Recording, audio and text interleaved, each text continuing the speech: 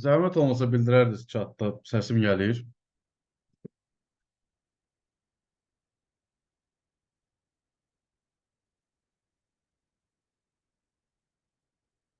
Hə.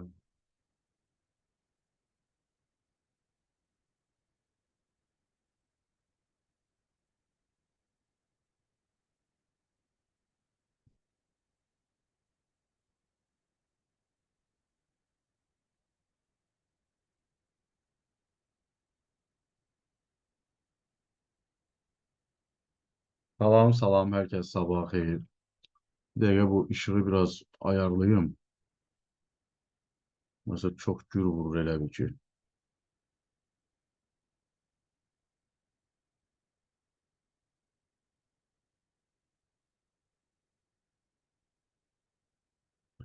Başlayacağım təbriklərə, bayram təbriklərinə. Minnətdaram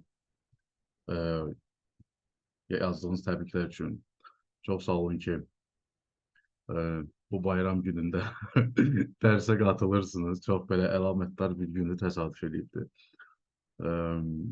Aha, tapdıq. İndiyəm.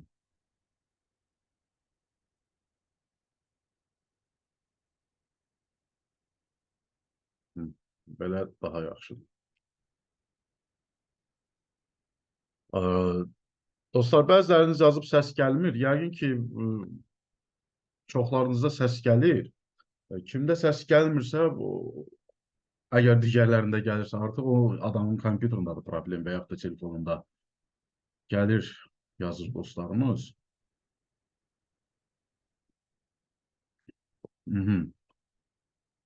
Gəlir. Əsas odur, səs gəlir. Bir daha salamlar. Bugün bizim ənənəvi 3-cü günlər dərsimizdir. Yeni qoşulanlara və bu dərsə sonradan baxacaq olan yeni qoşulanlara bildirmək istəyirik ki, həftədə bizim 2 dərsimiz olur. Həmin bu dərslər 6-cı günləri YouTube dərsidir. Həftənin 3-cü günləri isə, yəni bu günlər ya fərqli bir biznes ideyasına danışırıq, ya da biznes psixologiyasına danışırıq. Hər bir dərsin də təkrarı sizə dərs bitdikdən 24 saat, 48 saat sonra göndərilir. Bu kursda artıq bu deyəsən səhv eləmirəmsə 2-ci psixologiya dərsimizdir. 2-ci psixologiya dərsimiz bir çox mövzunu belə türklər demişkən qapsayacaq, amma ki onu da nəzərə çatdırım, bu əsasında yeni qoşulanlara aiddir.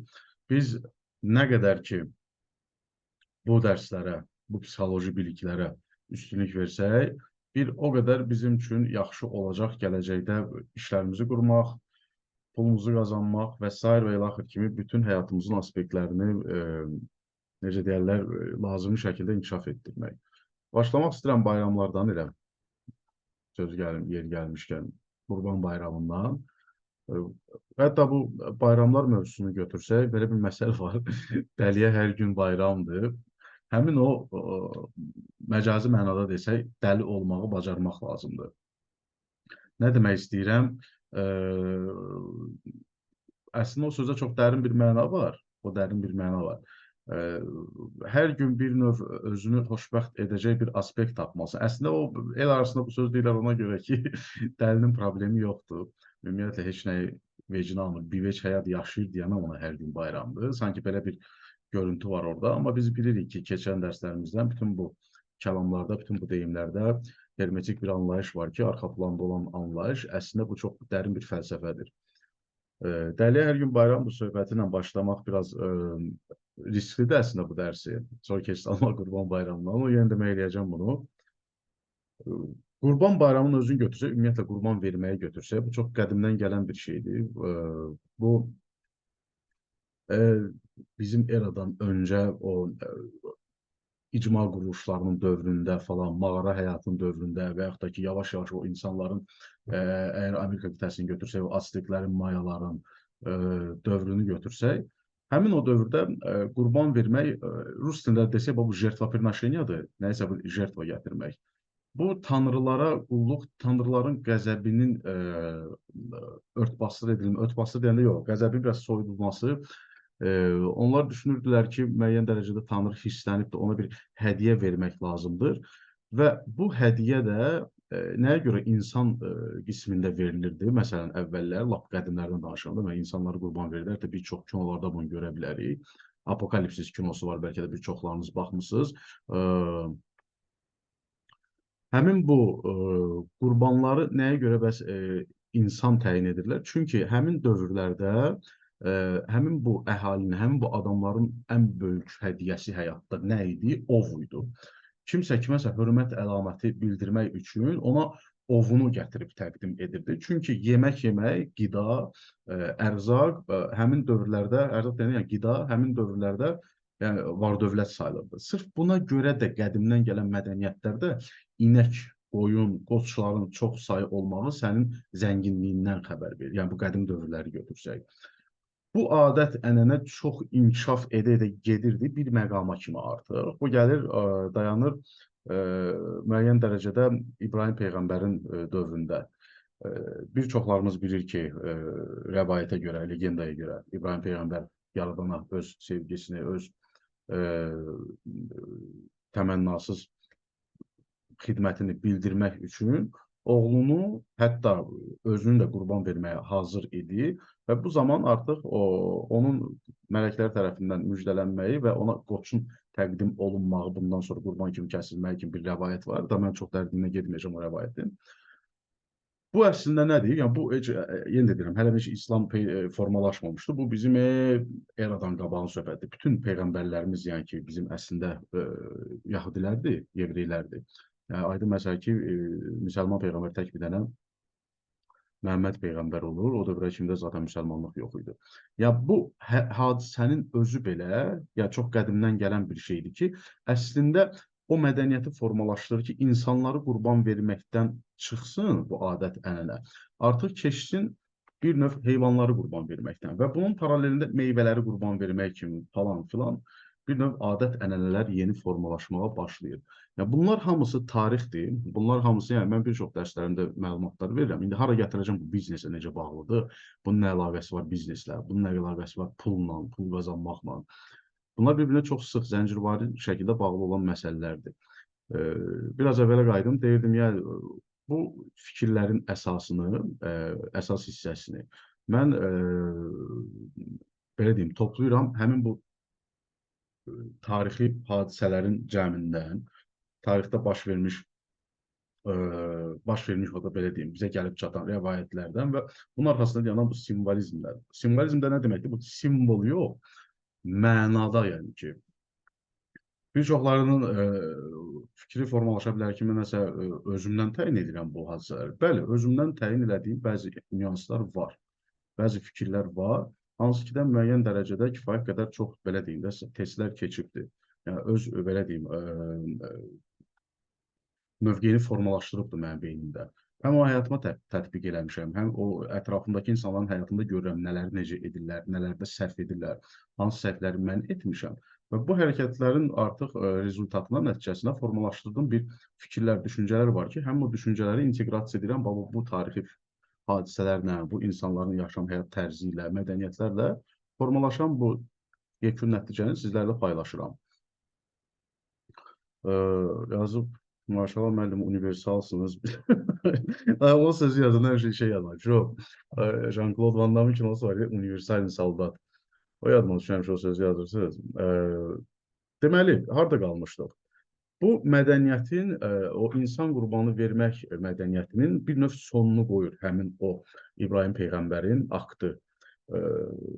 Bundan sonra bu qurban gətirmək, qurban bayramı İslamda, mən çox dinlərdə indi iş qalmayacağım, sizə sadəcə o üzdən bir məlumat verirəm.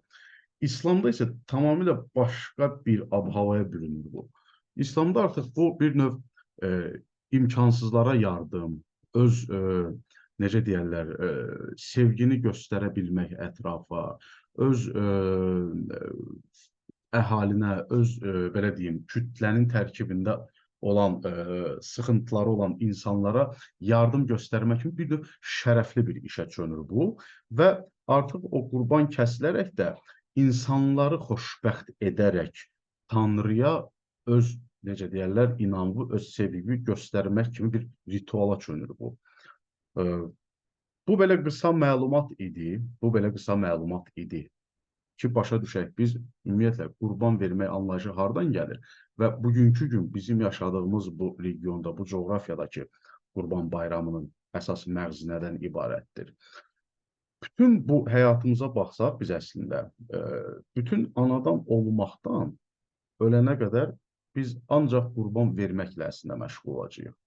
Bu istər illərimizi qurban vermək olsun, bu istər münasibətlərimizi qurban vermək olsun. Məsələn, biz evlənirik və yaxud da ki, uşağımız olur və yaxud da ki, hansısa bir insanla dostluq etməyə başlayırıq. Biz münasibətimizi qurban veririk. Yəni buna ağ bucaq altında yox, bir də qara bucaq altında, bir də bənövşəyi bucaq altında baxmaq lazımdır. Yəni bütün rənglər altında məcazi mənada isə.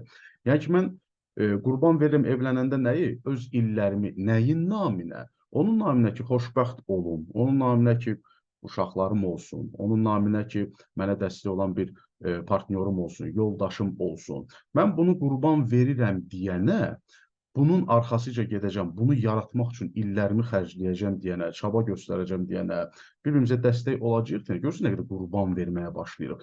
Bunun hədiyyəsi olaraq da mən artıq əldə edə bilərəm xoşbəxtliyi, mən artıq əldə edə bilərəm soyuducumda çoxlu məhsulları, ərzaqları, mən artıq əldə edə bilərəm sağlam uşaqları. Yox, mən bunu qurban verirəm, lakin bu prosesdə düzgün şəkildə addımlar atmıramsa, məsələn, ola bilər bir gün, 2 gün, 3 gün, indi ola bilər də, tutalım ki, bir gün getdim, ailə yadımdan çıxdı, bir gün getdim, yoldaş yadımdan çıxdı. Həyatdır bu, zaten belə də örgəlik. Bir gün getdim, ayağım daşa dəydi, başım partladı, mən bildim dərs nədir, nəticə çıxartdım, başladım artıq dəyər verməyə. Tamam, bu normaldır, bu əladır. Belə də zaten örgənirsən, zaten o çəkişə də bərkir bu ailədə insanlar. Yox, biri də var ki, mən yenə qurban verməyə akt etmişəm, razılıq vermişəm bu illəri. Mən evlilikdən başlayıram da, indi keçəcəm bir-bir hər şeyə. Amma ki, həmin o aktda artıq üzərimə düşən vəzifəni yerinə yetirmirəm. Mən artıq çaba göstərmirəm, mən artıq dəstək vermirəm, mən artıq özümü sevmirəm və bunun üçün də bu ailənin inkişafı getməyəcək və mən buna qurban vermiş olduğum illər ərzində əldə edə biləcəyim ən möhtəşəm hədiyyə olacaq nə? Bədbəxtçilik. Yəni ki, söhbətin biraz əvvəlinə qayıdıram. Biz zaten hər şeyi qurban veririk bu həyatda. Bu qurban vermək, necə ki, Qurban Bayramında biz gedib, məsələn, bizim coğrafiyanı, bizim mədəniyyəti götürsək, imkanı olmayanlara kömək olmaqdır ki, bir növ o şərəfli bir işdir ki, yaradana da sən öz xidmətini göstərsən, öz, necə deyərlər, tutduğun yoldakı qəlbinin təmizliyini göstərsən, mütləq şəkildə bunu qəlbdən eləmək lazımdır. Yəni ki, biz bunu gedib nə də o vərəqədə quş qoymaq naminə eləyiriksə, yaradana yəni buna ehtiyac yoxdur. Yəni o nə də adətdir deyənə bunu gedib belləmək, bu mənasız bir şeydir. Həqiqətən mənasız bir şeydir. Sən bunu səmimi qəlbdən istəməlisən. Həqiqətən o bir növ özündə həmin o şərəfi hiss eləməlisən ki də onun enerjisi sənin üçün rol oynasın. Əks halda bu özünü özünü aldatmaq deməkdir. Hər kəsi aldada bilərsən, özünü özünü aldadanmazsan. Özü-özünü də aldadıb illüziyaya salanlar naturalni axmaqlardır. Yəni, bunu hər birimiz bilirik. Biraz qayıdım əvvələ, yenidən qurban verməyə. İstənilən bir, belə deyim, ruh hansısa bir ailəni seçəndə bu həyata gəlməkdə, hansısa bir missiya götürüldü üzərinə. Həmin o periodu zaten qurban verir. Qurban verir nəyin naminə? İnkişafı naminə. Və yaxud da ki, biz gedirik məktəbə. Biz məktəbə gediriksə, həmin o dövrləri, həmin o məktəb illərini biz qurban veririk. Sən o ümumiyyətlə zamanı geri qaytara bilməzsən. Zamanın hər saniyəsi, bu dəqiqə hər saniyə biz qurban veririk. Nəyə baxır, nəyin naminə? Məsələn, mən bu dəqiqə danışıram, nəyin naminə? Sizlərə fayda verə bilim deyə, sizlərə fayda verə bilirəm deyə, nəyin naminə? Özümü xoşbəxt edirəm. Bunun əvəzinə nə əldə edirəm? Maddi gəlir əldə edirəm, fikirlərimi bölüşə bilirəm, özümü bir növ rahatlada bilirəm, xoşbəxt hiss edirəm özümü, özümü uğurlu hiss edə bilirəm. Sizlər məsələn, bu zamanınızı xərcləyirsiniz, nəyin naminə? Bilik əldə edirsiniz, inkişaf edirsiniz, müəyyən səviyyədə istifadə edə biləcəksiniz o bilikləri. Bu artıq adekvat qurban vermək, bu artıq anlaşıla bilinən bir qurban vermək prosedurudur ki, əslində bütün həyatınıza belə yanaşmalısınız. Əks halda bizim həyatımız, dünyanı təsəvvür edin, 8 milyard insan var. O 8 milyardın 99%-i illüziyada yaşayanlardır. Kabbala deyilən bir şey var, bu Yahudilərin dini istiqamətidir. Mənim çox böyük simpatiya təsir etdi. Simpatiya belə deyim, bəslədiyim istiqamətlərdən biridir. Bu istiqamətlə əgər sən öz həyatına ciddi yanaşmırsansa, həmin bu qurban vermək prosedurlarına, həmin bu hər saniyənin hakimliyini əlində saxlamaq istəmirsənsə, sənin həyatın bir heçə sayılır. Sən yenidən bu həyatı yaşamaq məcburiyyətində qalacaqsan. Başqa bir formada, başqa bir ailədə, başqa bir, necə deyərlər, normativlər daxilində, amma ki, eyni ilə identik tapşırıqlar yenə də sənin üzərinə düşür. Bura kimi izah eləyə biləm, nədən geri söhbət, dostlar. Zəhmət olsa chatda bildirərdiniz fikirlərinizi.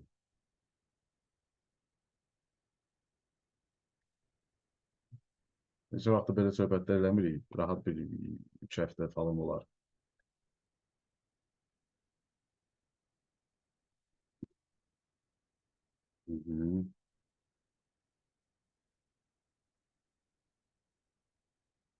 Əla, gəldi yazılarınız, çox sağ olun. Adətən, ümumiyyətlə, kurslarda həmişə əvvəldə başlayanda fikirləşirəm ki, psixoloji dərslərdə biraz ola bilər də, biz elə bir, nəinki bizə istənilən bir kütlə, müəyyən bir mədəniyyətlərdə yaşayır, sabahsın bunu kimsə açıb o əsas tərəflərini göstərəndə bir çox insanlar onu qəbul etmək çətin olur. Amma mən artıq təcrübəmə dayanaraq deyə bilərəm ki, insan əgər, çünki öz yaşlarından mən götürürəm də, insan əgər 35-40 yaşı aralığındadırsa, ya mənim yaşlarım arasındadırsa da, belə deyim, bu insanlara çox çətindir nəyisə izah eləmək. Həddindən artıq çətindir. Hətta bu astroloji cəhətdən də mən başa düşürəm, niyə belədir. Əgər insan 18, 25, 26 yaş aralığındadırsa, bu insanlara rahatdır nəyisə izah etmək. Ona görə yox ki, onlar az bilirlər, nəyisə onları yeni bilik götürməkdə kifayət qədər rahat özlərinə, belə deyim, həzm etdirə bilirlər. Yox, söhbət bu. Əksinə, onlar daha müasirdirlər deyənə. Bir növ keçmiş o, Rus demişkən yakırları yoxdur, o gəmlərin yakırı olur, atırlar suya, Azərbaycanın adından çıxdı nədir.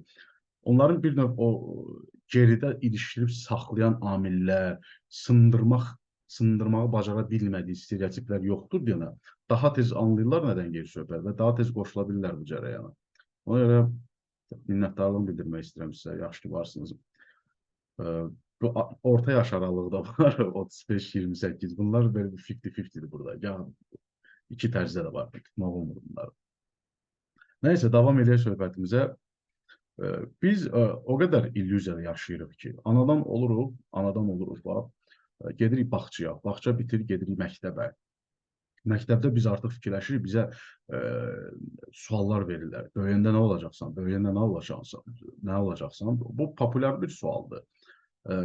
Çox nadir hallarda olur ki, valideyn demir uşağı böyüyəndə nə olacaqsan. Əksər hallarda valideyn deyir, bu istəyirəm böyüyəndə həkim olsun, istəyirəm böyüyəndə polis olsun, nə bilim, yanğın söndürən olsun, proqramist olsun. Bu bir növ uşağı çaşdırır, həmin o vəzifəni artıq özünə, belə deyim də, yetizdirməyə çalışır. Amma ki, uşağa mane olmasanız, uşağa ümumiyyətlə qarışmasanız nə olmaq istəyir? Həyatda ən xoşbaxt ola biləcəyi vəzifəni o zamanla tutacaqdır. Çünki o ruhani hissiyatları onu gətirəcək əvvəl-axır ona. Biraz əvvələ qayıdıram. Biz məktəbdə başlayırıq artıq bu tip bir çərçivələrin daxilinə girməyə və həmin bu çərçivələr bizi başlayır müəyyən səviyyədə illüzor formalara salmağa.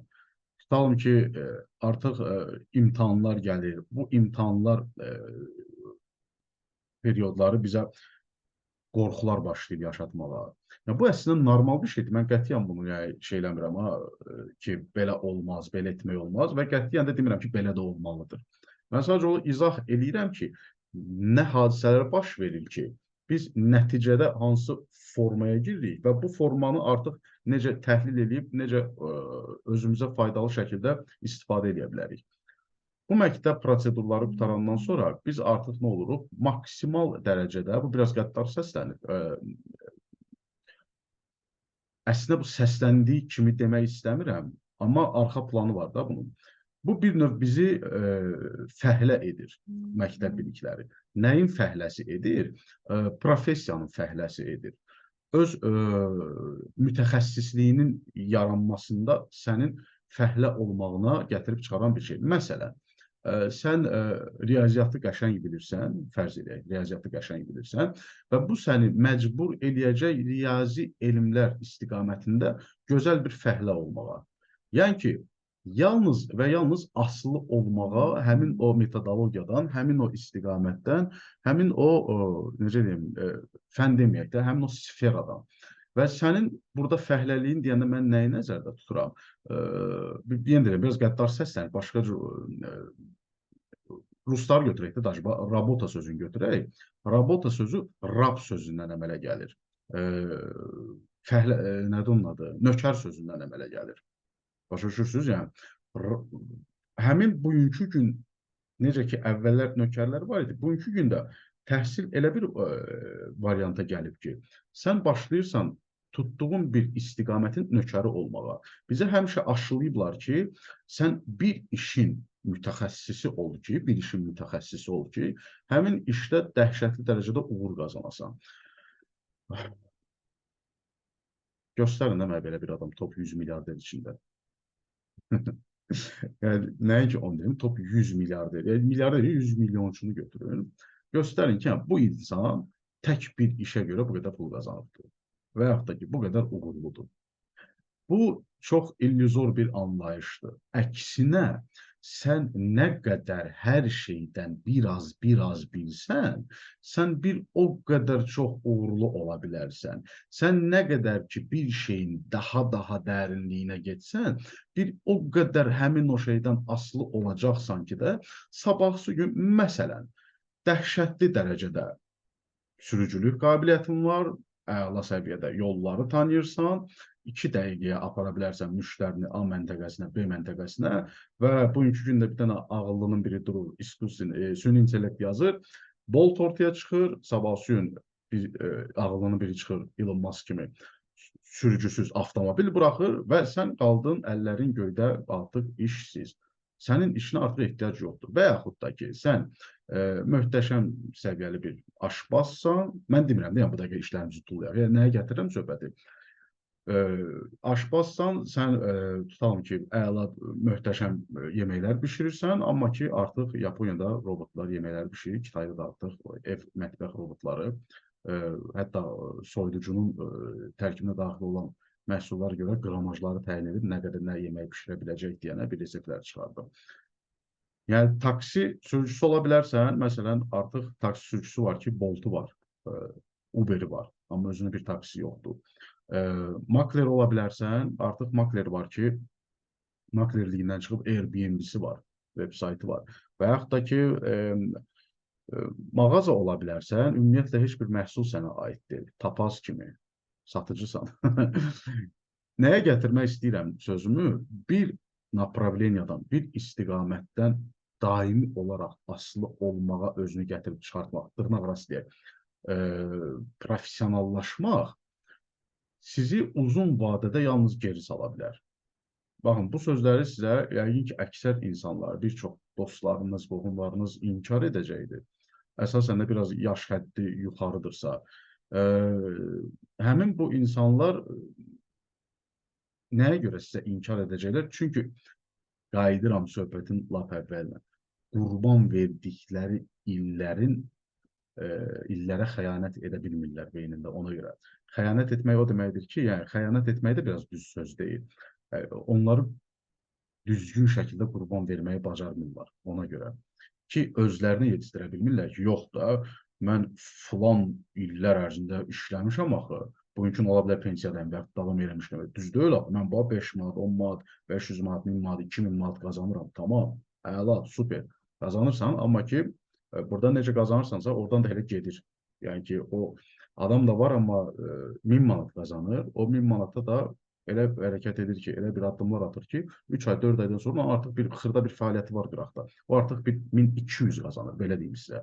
O, sonra həmin o fəaliyyətin köməyini ikinci, üçüncü bir fəaliyyət atır, açır, artıq bir 2000 qazanır. Mən simvolik deyirəm də bu rəqəmləri.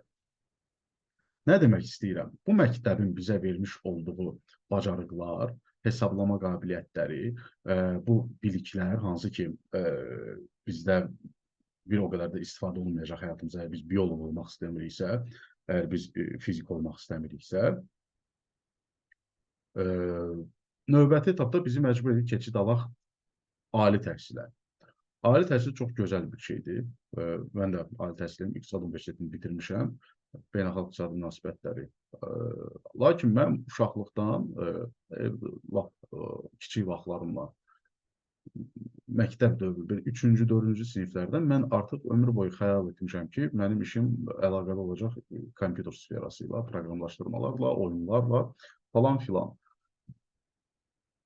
O universiteti bitirməyimə baxmayaraq, ondan sonra yenə də paralel mən bu işlərlə məşğul oldum. Ondan sonra mən polis sisteminə daxil oldum. Daxili İşlər orqanlarında işləmişəm. Dövlət Yol Polisi İdarəsində, kameralarda, belə deyim sizə. O dövrdəki işlərimlə də paralel yenə də bu sferana atmamışam. Əvvəl-axır yenə də mən belə deyək, dırnaqarası deyək, bir növ özüm qərar vermək yaşlarına gəlib çatanda mən artıq qərar verim ki, yox da mən ki, bu istiqaməti istəyirəm. Yəni sizin ürəyiniz hansı istiqaməti istəyirsə, sizin ruhunuz orada uğurlu ola biləcəyiniz bütün şəraiti yaradacaqdır. Nəinki bizim beynimiz fikirləşir ki, mən burada bu dəqiqə bu işə düzəlim, bunun gələcəyi yaxşıdır. Mütləq şəkildə həmişə bu ürəyin arxasıca getmək lazımdır. Əgər bu ürək aydın məsələ ki, sənə deyə bilməz ki, gel özün balkondan at aşağı, bu ürək istəmir. Bu sadəcə olaraq artıq müəyyən dərəcədə burada biraz error gedibdir, odur. Amma ki, sən görsən ki, məsələn, hə, bu yol, bu istiqamət çətindir.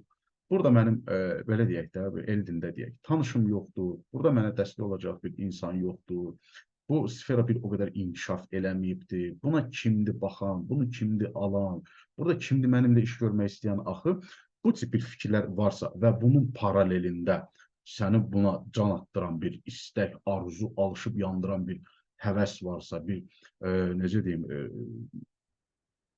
vicdan varsa sənin, mütləq şəkildə getməlisən. Həmin bu sadaladığım, belə deyim, çatışmamazlıqlar əslində sənə bir növ stimul verəcək, motivasiya olacaq ki, sən bir ilk olasan. Həmişə bir ilk olmağı bacarmaq lazımdır.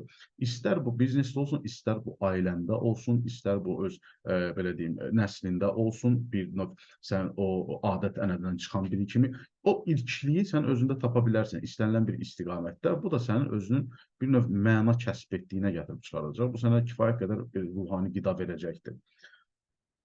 Biraz əvvələ qayıdım. Başlayır bizim universitet dövrü. Universitet bizi artıq biz professional idik. Universitet bizi yaxşı oxuyuruqsa seçdiyimiz fənni bizi ekspert edir artıq konkret bir istiqamət üzrə. Bizi ekspert edir. Bu bütün sadalıqların hamısı aiddir universitetlərə bir istiqamətdən başqa, IT istiqamətindən başqa informasiya texnologiyaları. Çünki həddindən artıq çoxdur, yəni şaxə. Hətta bunun istiqamətinə də universitet seçilsə, yenə də yəni, normalda vəziyyət. Orada fırlatmaq olur başqa bir istiqamətlərə.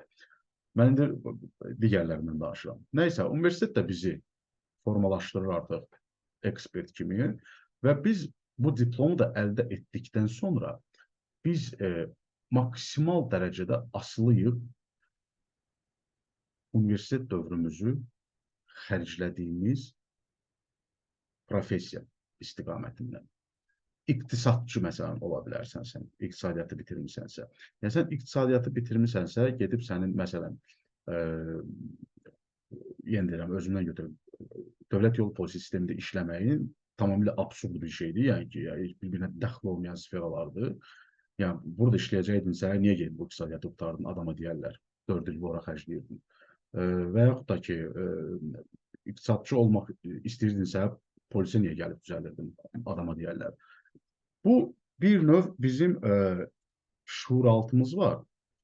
Bir çoxlarımız bilir ki, bu ağaca bənzər, ağac simvolizmidir, yəni ki, insan. Deyir ki, onun üst tərəfi var, gördüyün bir, o qədər də alt tərəfi var. Bu alt köklərimiz bizi həmişə ürəyimiz istəyən sferaya gətirir. Qərarlarımız nə qədər səhv olsa da, o bizə hadisələrlə başa salır ki, bala, sən bu dəqiqə düz sferada deyilsən, bu dəqiqə düz mühitdə deyilsən, bu dəqiqə düz münasibətdə deyilsən. Bu düz olmamaq hissini başa düşmək üçün sizin nə astrologiyanı oxumağa ehtiyacınız var, nə hansısa bir kitabları oxumağa ehtiyacınız var, nə də ki, gedib fəlsəfənin dərinliyinə girməyə ehtiyacınız var. Bunun üçün yaradan bizə bir dənə silah veribdir. Bu bizim intuisiya daxilimizdir. Bu intuitiv yolla biz hiss edirik ki, bu adam mənim adamım deyil də. Bu otaq mənim otağım deyil. Sənin beynin fikirləşə bilər. Sənin beynin düşünə bilər ki, mən bu dəqiqə bu döngəni sağa dönüm. Burada mənim bir 50 manat gəlirim var. Əladır. Gedəcəksən, amma ürəyin bunu istəmir. Gedəcəksən, ürəyin istəməyən o prosesi keçəcəksən, ürəyin istəməyən o adamla oturub onun bir yarım saat, bir saat nağılına qulaq asacaqsan, o 50 manat yerinə bir 60 manat da qazanacaqsan. O qazanırsan, çıxırsan, deyirsən ki, sötəki görsən, qəşəng bir logika ilə mən hesabladım, vurdum, çıxdım, yenə də qabaq düşdüm. Qaydanda həmin yolu sənin telefonuna mesaj yazacaq ki, filan yerdə qırmızı işığı keçdi. 40 manat cərimə. Səndən o pulu elə zərgərcəsinə çıxardılar ki, sənin heç ruhun da incimir. Heç anlamırsan ki də, əslində bu sənin cəzandır çıxır səndən. Və biraz irəli gedirsən, yoldaşın sənə zəng edir ki, uşaq xəstələnibdir, dərman lazımdır. Gelirsən aptekdən dərman al, həmin dərmanın qiyməti 50 manatdan həmin dərmanın qiymətidir. Oturub həmin məqam fikirləşirsən ki, nə yaxşı ki, mən getdim, o döngəni döndüm, filan kəslə görüşdüm. 50 manat qazandım ki, 60 manat. Heç olmasa bu xərclərimin yarısını ödəyə bilirəm. Hətta belə düşünəcəksən, amma düşünməyəcəksən ki, əslində səhv elədim, bu mənim cəzamdır, məndən çıxır. Yəni bizdən bunu çox belə, yenə deyirəm, zərgərcəsinə çıxardılar. Bu pulları, bu əldə etdiklərimizi. Mən gör, hara gətirəcəm bu söhbətləri. Necə ki biz ürəyimizin istədiyinə qulaq asa-asa, öz seçimlərimizin arxasıca gedə-gedə, yenə deyirəm, bu adekvat seçim olmalıdır. Amma ki, belə bir deyim də var, tarix boyu dünyanı dəyişən insanlar qeyri-adekvatlardır. Qeyri-adekvatlar o mənada yox ki, bunlar axmaqlardır. O mənada ki, bunlar dəli dahilərdir. Yəni, dahiliklə dəlilik arasında çox belə gözə görünməz bir sərhəd var. O sərhəddin tam cızığında dayanmağı bacara bilən insanlardır. Nəyə gətirəm söhbəti? Həmişə, mütləq şəkildə, əsasən də bu başlayır bizdə, belə deyim də, 25-26 yaşlarda adətən. Yəni, bu yaşa kimdə zaten, bu yaşdan azsınızsa, bu sözləri eşidirsinizsə, İnanın ki, həddindən artıq xoşbəxt bir insansınız, xoşbəxt bir varlıqsınız. Astrologiyanı götürsək. Yəni, bir çox dostlarımız burada mənə qulaq asanlar arasında yerlər var, videolarda da baxanlar arasında olacaq.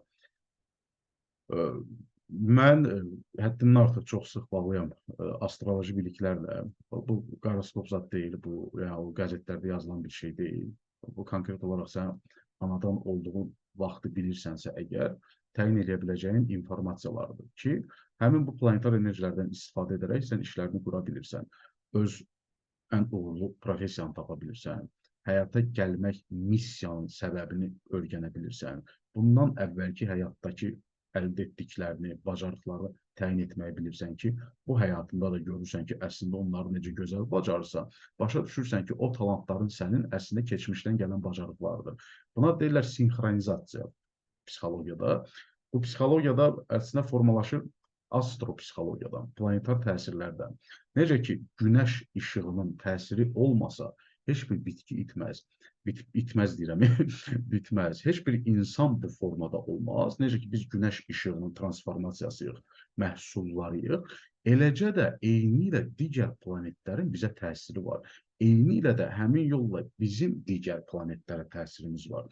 Sadəcə olaraq biz digər planetlərdə deyilik deyənə, biz başa düşə bilmərik biz necə təsir edirik. Biz yalnız və yalnız başa düşə bilirik digər planetlər bizə necə təsir edə bilir. Bu səbəbdən dolayı nəyə görə dedim bu bilikləri sən əldə eləyəndən sonra sən artıq başa düşürsən ki, aha, mənim astrologiya ilə götürsək 35-36 yaşında başlayır sənin həyatının mənası. Bu 35-36 yaşına kimi sinxronizasiya dövrüdür. Necə ki, biz təzə telefon alarıq, həmin o telefonda köhnə kontaktlarımızı, həmin bu söz telefonlar aləmində, proqramlaşdırma aləmində psixologiyadan gəldi, biləsiniz, sinxronlaşdırma. Həmin bu telefonlarda keçmiş kontaktlarımızı yükləmək üçün, məsələn, Apple ID ilə, ya nə bilim, Google hesabımızla şəkillərimizi yükləmək üçün sinxronlaşdırır köhnə bazamızla. Eynilə həmin identik prosesə bənzəyir. Biz yeni həyata gəlirik, yeni bədəndə. 35-36 yaşımıza kimi keçmişdə yaşadıqlarımız bütün bacarıqlar bizə yüklənəcək. Hansı yolla yüklənəcək əsasən? Bizim həmin bu yaşa kimi yaşadıqlarımız hadisələr, etdiyimiz səhvlər, başımıza gələn işlər, verəcəyimiz qərarlar üzərindən. Məsələn, sizdə 100% ki də bir çoxlarınızda olubdur. İndi belə bir nümunə deyəcəm, başa düşəcəksiniz nədən gedir söhbət. Tutalım ki, siz nəyəsə bir cavab axtarırsınız, hansısa bir sual var beyninizdə və o suala cavab olaraq hansısa bir nəğmədə, oturmuşsunuz, hansısa bir kafedə yemək yeyirsiniz, bir mahnı gelir, o mahnının sözlərində o cavabı eşidə bilərsiniz. Hansısa bir avtomobilin nömrəsində sizə lazım olan rəqəmi görə bilərsiniz. Və yaxud da qarşınızda elə bir hadisə ola bilər ki, məsələn, sən başa düşmək istəyirsən ki, partnyorun var, bir xanımla tanış olmuşsan və yaxud da bir kişi ilə tanış olmuşsan. Düşünürsən ki, məsələn, bu filan situasiyada nə qərar verməliyəm, necə olar görəsən və qarşında bir cütlük dalaşır həmin məqam. Və onların mübahisəsinə görə sən artıq dərs çıxara bilirsən. Və bütün bu proseslər hamısı sinxronlaşma prosesləridir. Bunlar səni hazırlayır hamısı 36, 37, 35 yaşına kimi olan dövrə. Sənin bu 36-42 yaş arasında həyatının yadda saxlayın. Bu informasiyalar sizə yəni çox nadir hallarda kimsə verə bilər. Mən bunu ancaq ödənişli kurslarda bölüşürəm. Buna deyilir ay düyünləri. Sən anadan olduqdan 36 il sonra baş verir. Həmin bu 42 yaşlıq 6 illik period var. 42-43 yaşa kimi. Bu periodda sən düzgün qərar verə bilməsən, öz intuisiyanın arxasıca getməsən, özünü tapa bilməsən, bunun günahı çox böyükdür. Bunun ən yaxşı halda hədiyyəsi olur bir dənə xroniki xəstəlik. Əgər sən yenə də 42 yaşından 48 yaşına kimi, 50 yaşı dövranına kimi vəziyyəti düzəltməsən, səni ümumiyyətlə rubilnikdən söndürürlər, ruslar demişkən. Sənin üçün maksimal dərəcədə artıq o düşüncə üçün. Mən necə bayaq söhbətin əvvəlində dedim ki, 35-40 yaşlı aralarındakına artıq çətin bunu izah edə bilirsən bu bilikdə. Çünki onlarda düzgün sinxronlaşdırma getməyibdir, qurbanı olublar ancaq illüziyaları. Dəyişmək istəmirlər, yeniliyə can atmaq istəmirlər deyənə. Baxırsan ki, çətindir bunlarla işləmək. Çox çətin bir perioddur o. Amma ki, əvvəlcədən özünü hazırlasan, çox rahat bir perioddur, hədiyyəsi də çox böyükdür. O 42 yaşla 48 yaş arasında da yenə vəziyyəti düzəltmədinsə, səni söndürürlər, sənin üçün maksimum gələcək həyatda, həyatın mənası ola bilər, yalnız və yalnız nəvə. Nəvə şirin şeydir, bilirəm, çoxlarımız eşitdirik bunu, amma həyatın mənası deyil. Biraz qəddar söhbət edirəm, dostlar. Yəqin ki, izah edə biləm nədən gedir söhbət. Fikirlərinizi bildirərsiniz, davam edərdim. Bura kimi anlata bildim yəqin ki.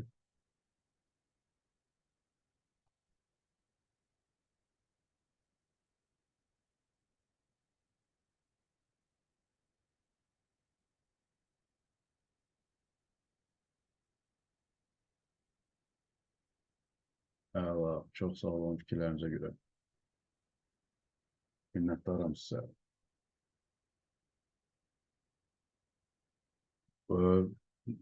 Biz dostumuz yazıb düz deyirsiniz, müəllim Quranın tən ortasından deyirsiniz. Mən belə deyim də sizə, mənim heç bir dinə mənsubiyyətim yoxdur. Səhv anlaşılmasın, ateist də deyiləm. Mənim öz filosofiyam var. Yəni, bu haqda kitab da yazıram. Mən bütün dinləri oxumuşam, bütün dinləri. Yudaizm olsun, Budizm filosofiyası olsun, energetik olsun, gnostisizm olsun, İslam olsun, Hristiyanlıq olsun. Fərqi yoxdur, yəni bir çox dinləri oxumuşam. Hermetistizm olsun, Kabbala olsun, Telema olsun, Hinduizm olsun. Bütün bu dinlərlə çox gözəl tərəflərini götürüb, belə bir-birinə birləşdirib, inteqrasiya etdiyim bir növ həyat tərzi var, o həyat tərzini yaşayıram. Mənim üçün din yaradana olan sevgidir. Mənim üçün din bu yaradanın mənzərəsində rol aldığım xoşbəxtliyidir. Bundan sonra maksimal dərəcədə özünü sevməyindir, özünə faydalı ola bilməyindir ki, ətrafına da bundan sonra heç olmasa fayda verə biləsən.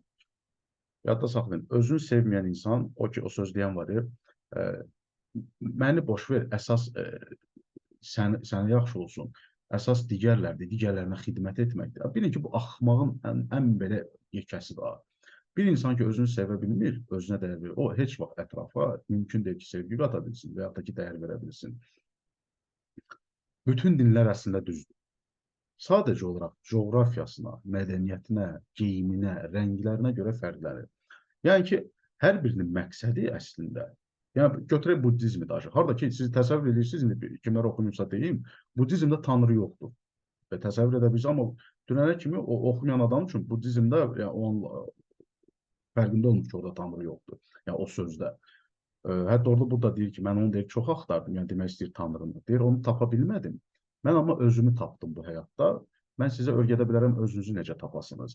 Məsələ də burasındadır ki, biz hər birimiz zaten Tanrının zərrələriyik. Sənin özünü tapmağın, özünü bula bilməyin, elə birbaşa Tanrını tapmağın deməkdir. Çünki Tanrı sənin içindədir. Tanrı biz səmalarda axtarmamalıyıq. Bu bizim qəlbimizdədir, yəni bu bizim daxili dünyamızdadır, təsəvvürümüzdədir. Yalnız daxili dünyada dərinliklərdən biz ona gəlib kontakta keçə bilərik. Səmaya baxmaqla yox. Nəysə, bu tərəfdən tam girməyim, mövzunun gedişatına mane olmayaq. Bizə verirlər xəstəlikləri. Biz hər birimiz bilirik ki, istər bu xərçəng xəstəliyi olsun, istər bu başqa bir kateqoriya xəstəliklər olsun, bunların yeganə möcüzəvi yolu var, düşüncə. Tarix boyu çox insanlar var ki, düşüncənin köməyi ilə bunlar şedevrlar yaradırlar. Mən sizə bir dənə ad deyəcəm. Məsəl üçün, Joe Dispenza. Təsəvvür edin ki, bu insanı yolu keçəndə avtomobil vurur, onurğası bunun 12 dənə yerdən qırılır. 12 olsa 13 yerdən qırılır bunun, bütün bədəndə yəni xəşil olur bu. Həkimlər buna deyir ki, sən xoşbəxt insansan ki, sənin, üzr istəyirəm, yəni ayaq yoluna getmək funksionalın işləh vəziyyətdə qalıbdır. Aydın məsələ, bu yenə də tərpənə bilmir, bunu kimsə aparmalıdır, bu təbii ehtiyaclarını ödəsin. Yəni, o funksionalı işləh qalıbdır, yəni ki, bu amma tərpənə bilmir bu insan. Nə başını çöndərə bilir, nə bir dənə belə yüngülvari danışa bilir və gözləri ilə artıq təmasa keçə bilir də. İmkanı yaxşı olur bu insanın. Bu insan bir ev tutur, indi больница prosedurları bitdikdən sonra, xəstəxana prosedurları. O evdə bu insan illərlə nə həyat yoldaşını görür, nə uşaqları, yalnız həkimi ilə görüşür. Və ona baxan bir medsestrası olur da, yəni tibb bacısı. Bu insan illər sonra həmin o evdən gəzə-gəzə çıxır. Təsəvvür edirsiniz, bu insan gəzə-gəzə oradan çıxır. Bugünkü gündə sağdır, cavandır, təqribən 55 yaşı var indi. Düşüncənin gücü filosofiyasının yaradıcısıdır.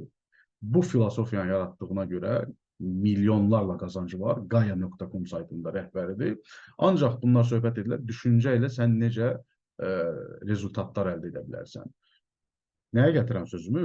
İstənilən bir xəstəlik, götürək sufizmi, sufiləri, İslamdakı məsələn mistik направлениyadır. Bu Mevlanalar, yəni ki, birçoklarınız tanıyırlar, Rumi, Celaləddin Rumi. Bunlarda məsələn filosofiyada nə var? Sufilərdə.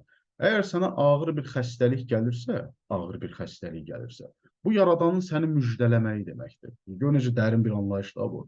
Yəni ki, sən o qədər həyatı unutmusan, o qədər sən laqeyd yanaşırsan bu gedişata ki, səni axırda məcburuq biz ayıltmaq üçün sənə bu xəstəliyi verək ki, indi bunun altından çıxmaq üçün sənə milyard faiz xoşbəxt olmağı bacarmaq lazımdır ki, başqa bunun müalicəsi yoxdur.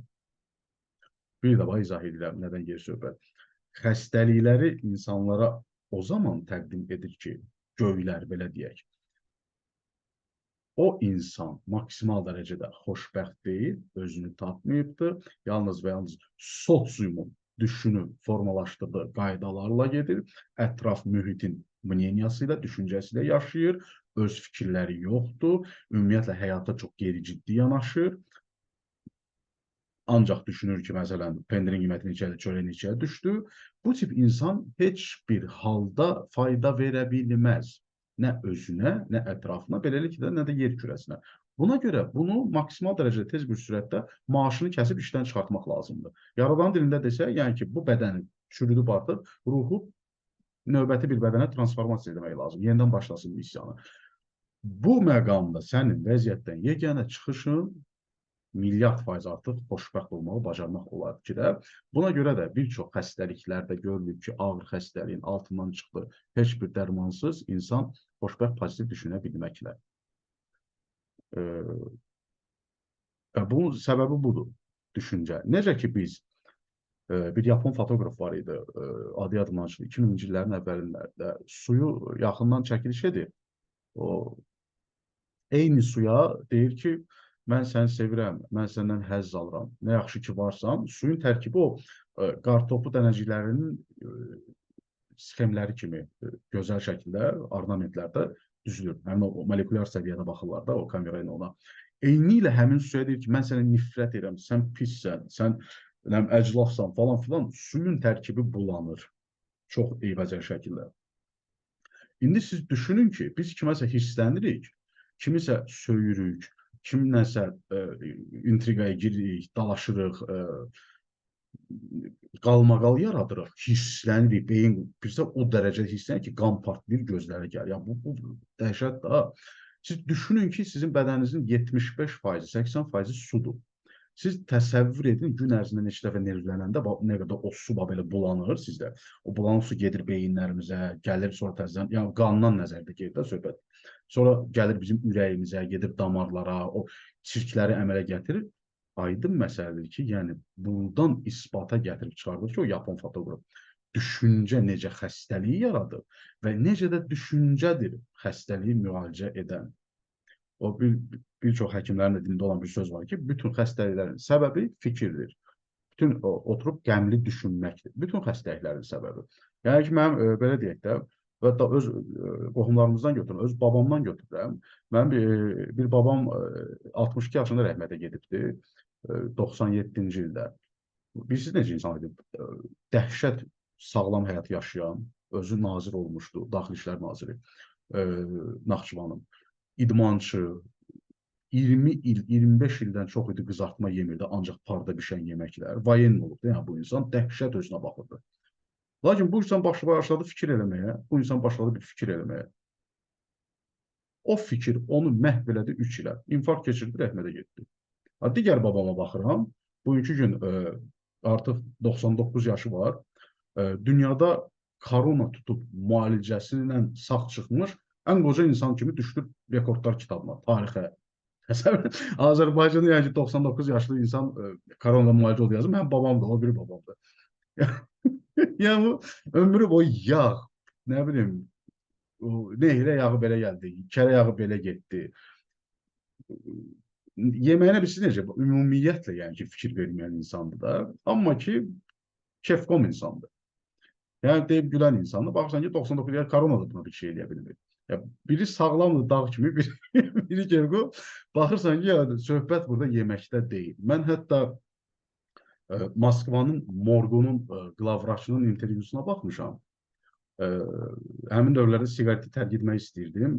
O videoya görə əslində tərk etməməli idim. Yenə də amma tərk etdim. 22 siqaret çəkmişəm mən.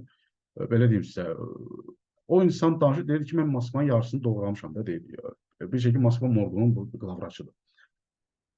Deyir, mən sizə əmin edə bilərəm ki, siqaret çəkmək deyil ciyərləri kirləndirən.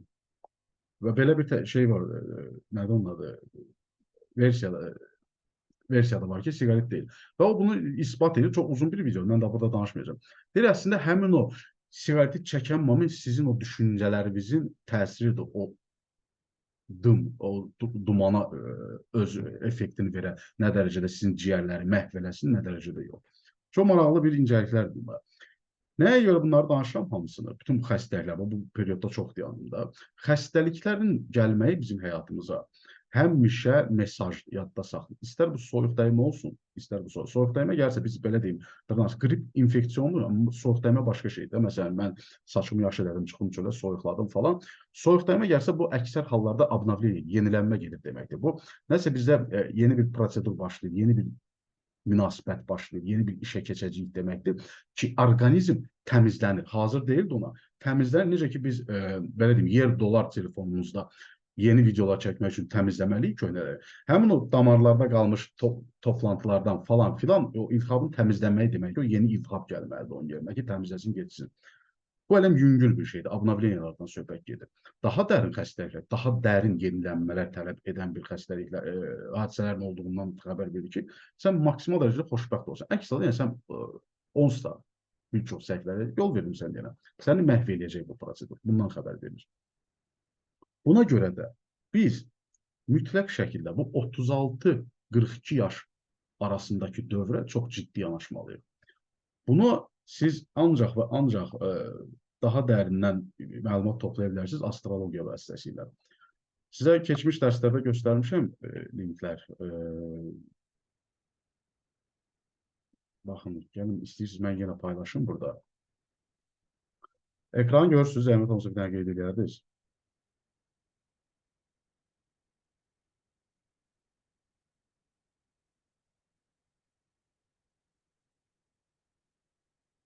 Buna astrologiya deyirlər, yeni deyirəm, astrologiya qədimdən gələn bir, Mesopotamiyadan gələn bir elmdir. Əsrlərlə yəni inkişaf edibdir. Siz sadəcə olaraq, burada heç kim oturub özündən Amerika kəşf eləmir də, ay nə bilim, bugün sən ağatlı prinsini görəcəksən, göydən başına çimadan düşəcək, içindən 1 milyon dollar pul çıxacaq. Belə şeylər yoxdur astrologiyada. Bu, hamısı o qəzetlərdə, jurnallarda yazılan marketinq məqalələrdir, o qoroskoplardır, bunlar boş şeylərdir, buna baxmağa bir mənası yoxdur. Necə ki, məsələn, yer kürəsi 365-366 günə dövr edir Günəşi. Eləcə də Merkuri planeti var, məsələn, 88 günə dövr edir. Eləcə də, məsələn, atıram yoxdur, yəni doğrusunu deyirəm, Yupiter var, o 11 il yarıma dövr edir. Eləcə də, məsələn, Saturn var, 29 ilə dövr edir və yaxud da ki, Uran var, 87 ilə dövr edir. Bütün bunlar dövr elədikcə statistik məlumatlar toplanılır. Məsələn, Yupiter bu dərəcədə dayananda adətən bu şeylər baş vermişdi dünyada və insanların həyatında. Demirlər, bu baş verir. Yazırlar ki, bunlar baş vermişdi. Və Yupiter, məsələn, 11 il yarımdan bir yenə kuruğu başlayır axı vurmağa. Hər dəfəsinə kuruq vurduqca baxırlar ki, nə təkrarlanır. Bu təkrarlananları statistik məlumat olaraq toplayırlar və ona görə də bunlar dəqiq məlumatlardır ki, dırnaq istəyəkdə dəqiqdir. Sən oxuyanda başa düşürsən ki, bu necə ola bilər axı, mənim birbaşa ya mənim haqqımda yazılıbdır bu. Çünki bu mənim əzizlərim, bu kiminsə oturub düşünüb fikri ilə yazdığı fikirlər deyil. Bu statistik məlumatlardır, məlumatlar toplusudur. Bu ona görə işləyir. Və bunu başa düşmək lazımdır. Hər bir insana görə müəyyən dərəcədə fərqlənir artıq. O fərqləri də sizin göstərəcəyim yolla tuta bilərsiniz. Məsələn, yazırıq burada astro-sec.com. Burada şu hərfi qoydum. Nöqtə iləndir bu. Bu sayt. Bura girirsiniz. Nəyə görə bunu tövsiyə edirəm? Bu dünyanın top saytlarından biridir. Bir dəqiqə. Haradakı aşağı hissəyə düşsək, Rus dili versiyası da var, Türk dili versiyası da var. Və bu ona görə topdur, yəni ki bu. Gəlin, mən sizə açımla Türk versiyası ilə. Daxil olur, burada çox sadə bir registrasiya keçirik. Registrasiya keçdikdən sonra gəlirik bura, qeydiyyat keçdikdən sonra. Ücretsiz haritalar var. Doğum haritası hesablama var burada. Doğum haritası hesablamaya klik edirik. Burada indi yazırsınız öz doğum tarixinizi falan filan. Və bu hissədə açılır belə bir pəncərə. Burada biz baxırıq, burada 2 dənə işarə var. Görürsünüz, belə şey deyim mən, bu hissədə. Üzü yuxarı qalxan bir dalğa. Və bu hissədə onun tam əksində, həmişə dayanır, üzü aşağı düşən o düyün vasitəsi. Əslində bu ilandır, drakonla ilan rəmzidir, amma qədim hindu fəlsəfəsini götürsək. Bu nə deməkdir? Bu mənim keçmiş həyatımdakı bacarıqlarımdır gələn. Bu yeni həyatımda artıq nə etmək? 36 yaşımda bu başlayacaq period budur. Məsələn, bu dayanıbsa burada birinci sektorda Qoç bürcündə həyata gəlmək əsas missiyalarından biri odur ki, özün olasan, brend tanınlasan, sənin şəxsiyyətin formalaşıb cəmiyyətdə xarakteristikana görə bir yer tutmalıdır. Yəni mən qısaca deyirəm də bunu. Yəni bu çox uzundur bunların cavabları. Həmin bu informasiyalar toplusunda artıq baba bu nə deməkdir? Bu planet burada yanıb nə deməkdir? Bu planet burada yanıb nə deməkdir? Aşağı düşürsünüz. Bu aşağı hissədə bu yazılanlar mənim dostlarım. Təsəvvür edin, bu boyda şey hamısı sizə aid olacaq. Sırf sizə yəni başqa insana yox. Siz çünki orada daxil eləmişsiniz bundan əvvəlki addımda anadan olduğunuz ili, saatı, məqamı, şəhəri. Baxın nə qədərdir. Bu hamısı sizə aiddir. Ya bundan başlamaq lazım. Bunu oxuyandan sonra siz həqiqətən də fikirləşəcəksiniz ki, məndə nələr var imiş. Hətta gəlirik aşağı, bax bura. Tutalım ki, oxuyursunuz Güneş Başak'ta. Düzdürmü? Burada görürsün ki daha yazısı var. Daha fazlası da yəni ki. Bu dahaya klik etdikdə mən iminli Güneş Başak'tanın daha ətraflı versiyası çıxır və tutalım ki, qayıdıram əvvələ və bunu kopyalayıram mən Güneş Başak'dan. Gəlirəm burada da internetdə də bunu yazıram. Çünki bu sizin xartaya aid olan bir şeydir. Və görürsün yenə də AstroSex çıxır və digər bir saytlarda açıram. Oxuyuram, yəni ki, bu nə deməkdir? Və bu yol ilə mən özümə xərcləyirəm nə bilim, bir ayımı, 2 ayımı siz özünüzü kəşf edirsiniz. Bu bir nə oxşuyur? Bu bir növ, sanki o oyuna başlayarsan, aşağıda sənin kartan olar, xəritən. O hara gedirsən açılır da o karta. Bir də var ki, belə bir kodlar olur. O kodu yığırsan, bütün karta açılır və sən görürsən, harada düşmən var, harada maneə var, harada imkan var, hara mən getməliyəm, hansı tərəf yaşıl görürsən, hansı tərəf qırmızı görürsən. Bu həmin o kartadır, həmin o xəritədir. Bu o demək deyil ki, sən bu informasiyanı aldın, həyatı dəyişdin, 100% dəyişirsən, 100%. Amma nə istiqamətində? Növbəti addımlar atmaq istiqamətində. Sən artıq başa düşürsən ki, bu dəqiqə bu addımı atmaq sənə nə verə bilər? Həddindən artıq çox işlək bir şeydir. Tövsiyə edirəm, istifadə edəsiniz. Bu sizə kömək olacaq həmin bu 36-42 yaşlıq perioda hazırlaşasınız.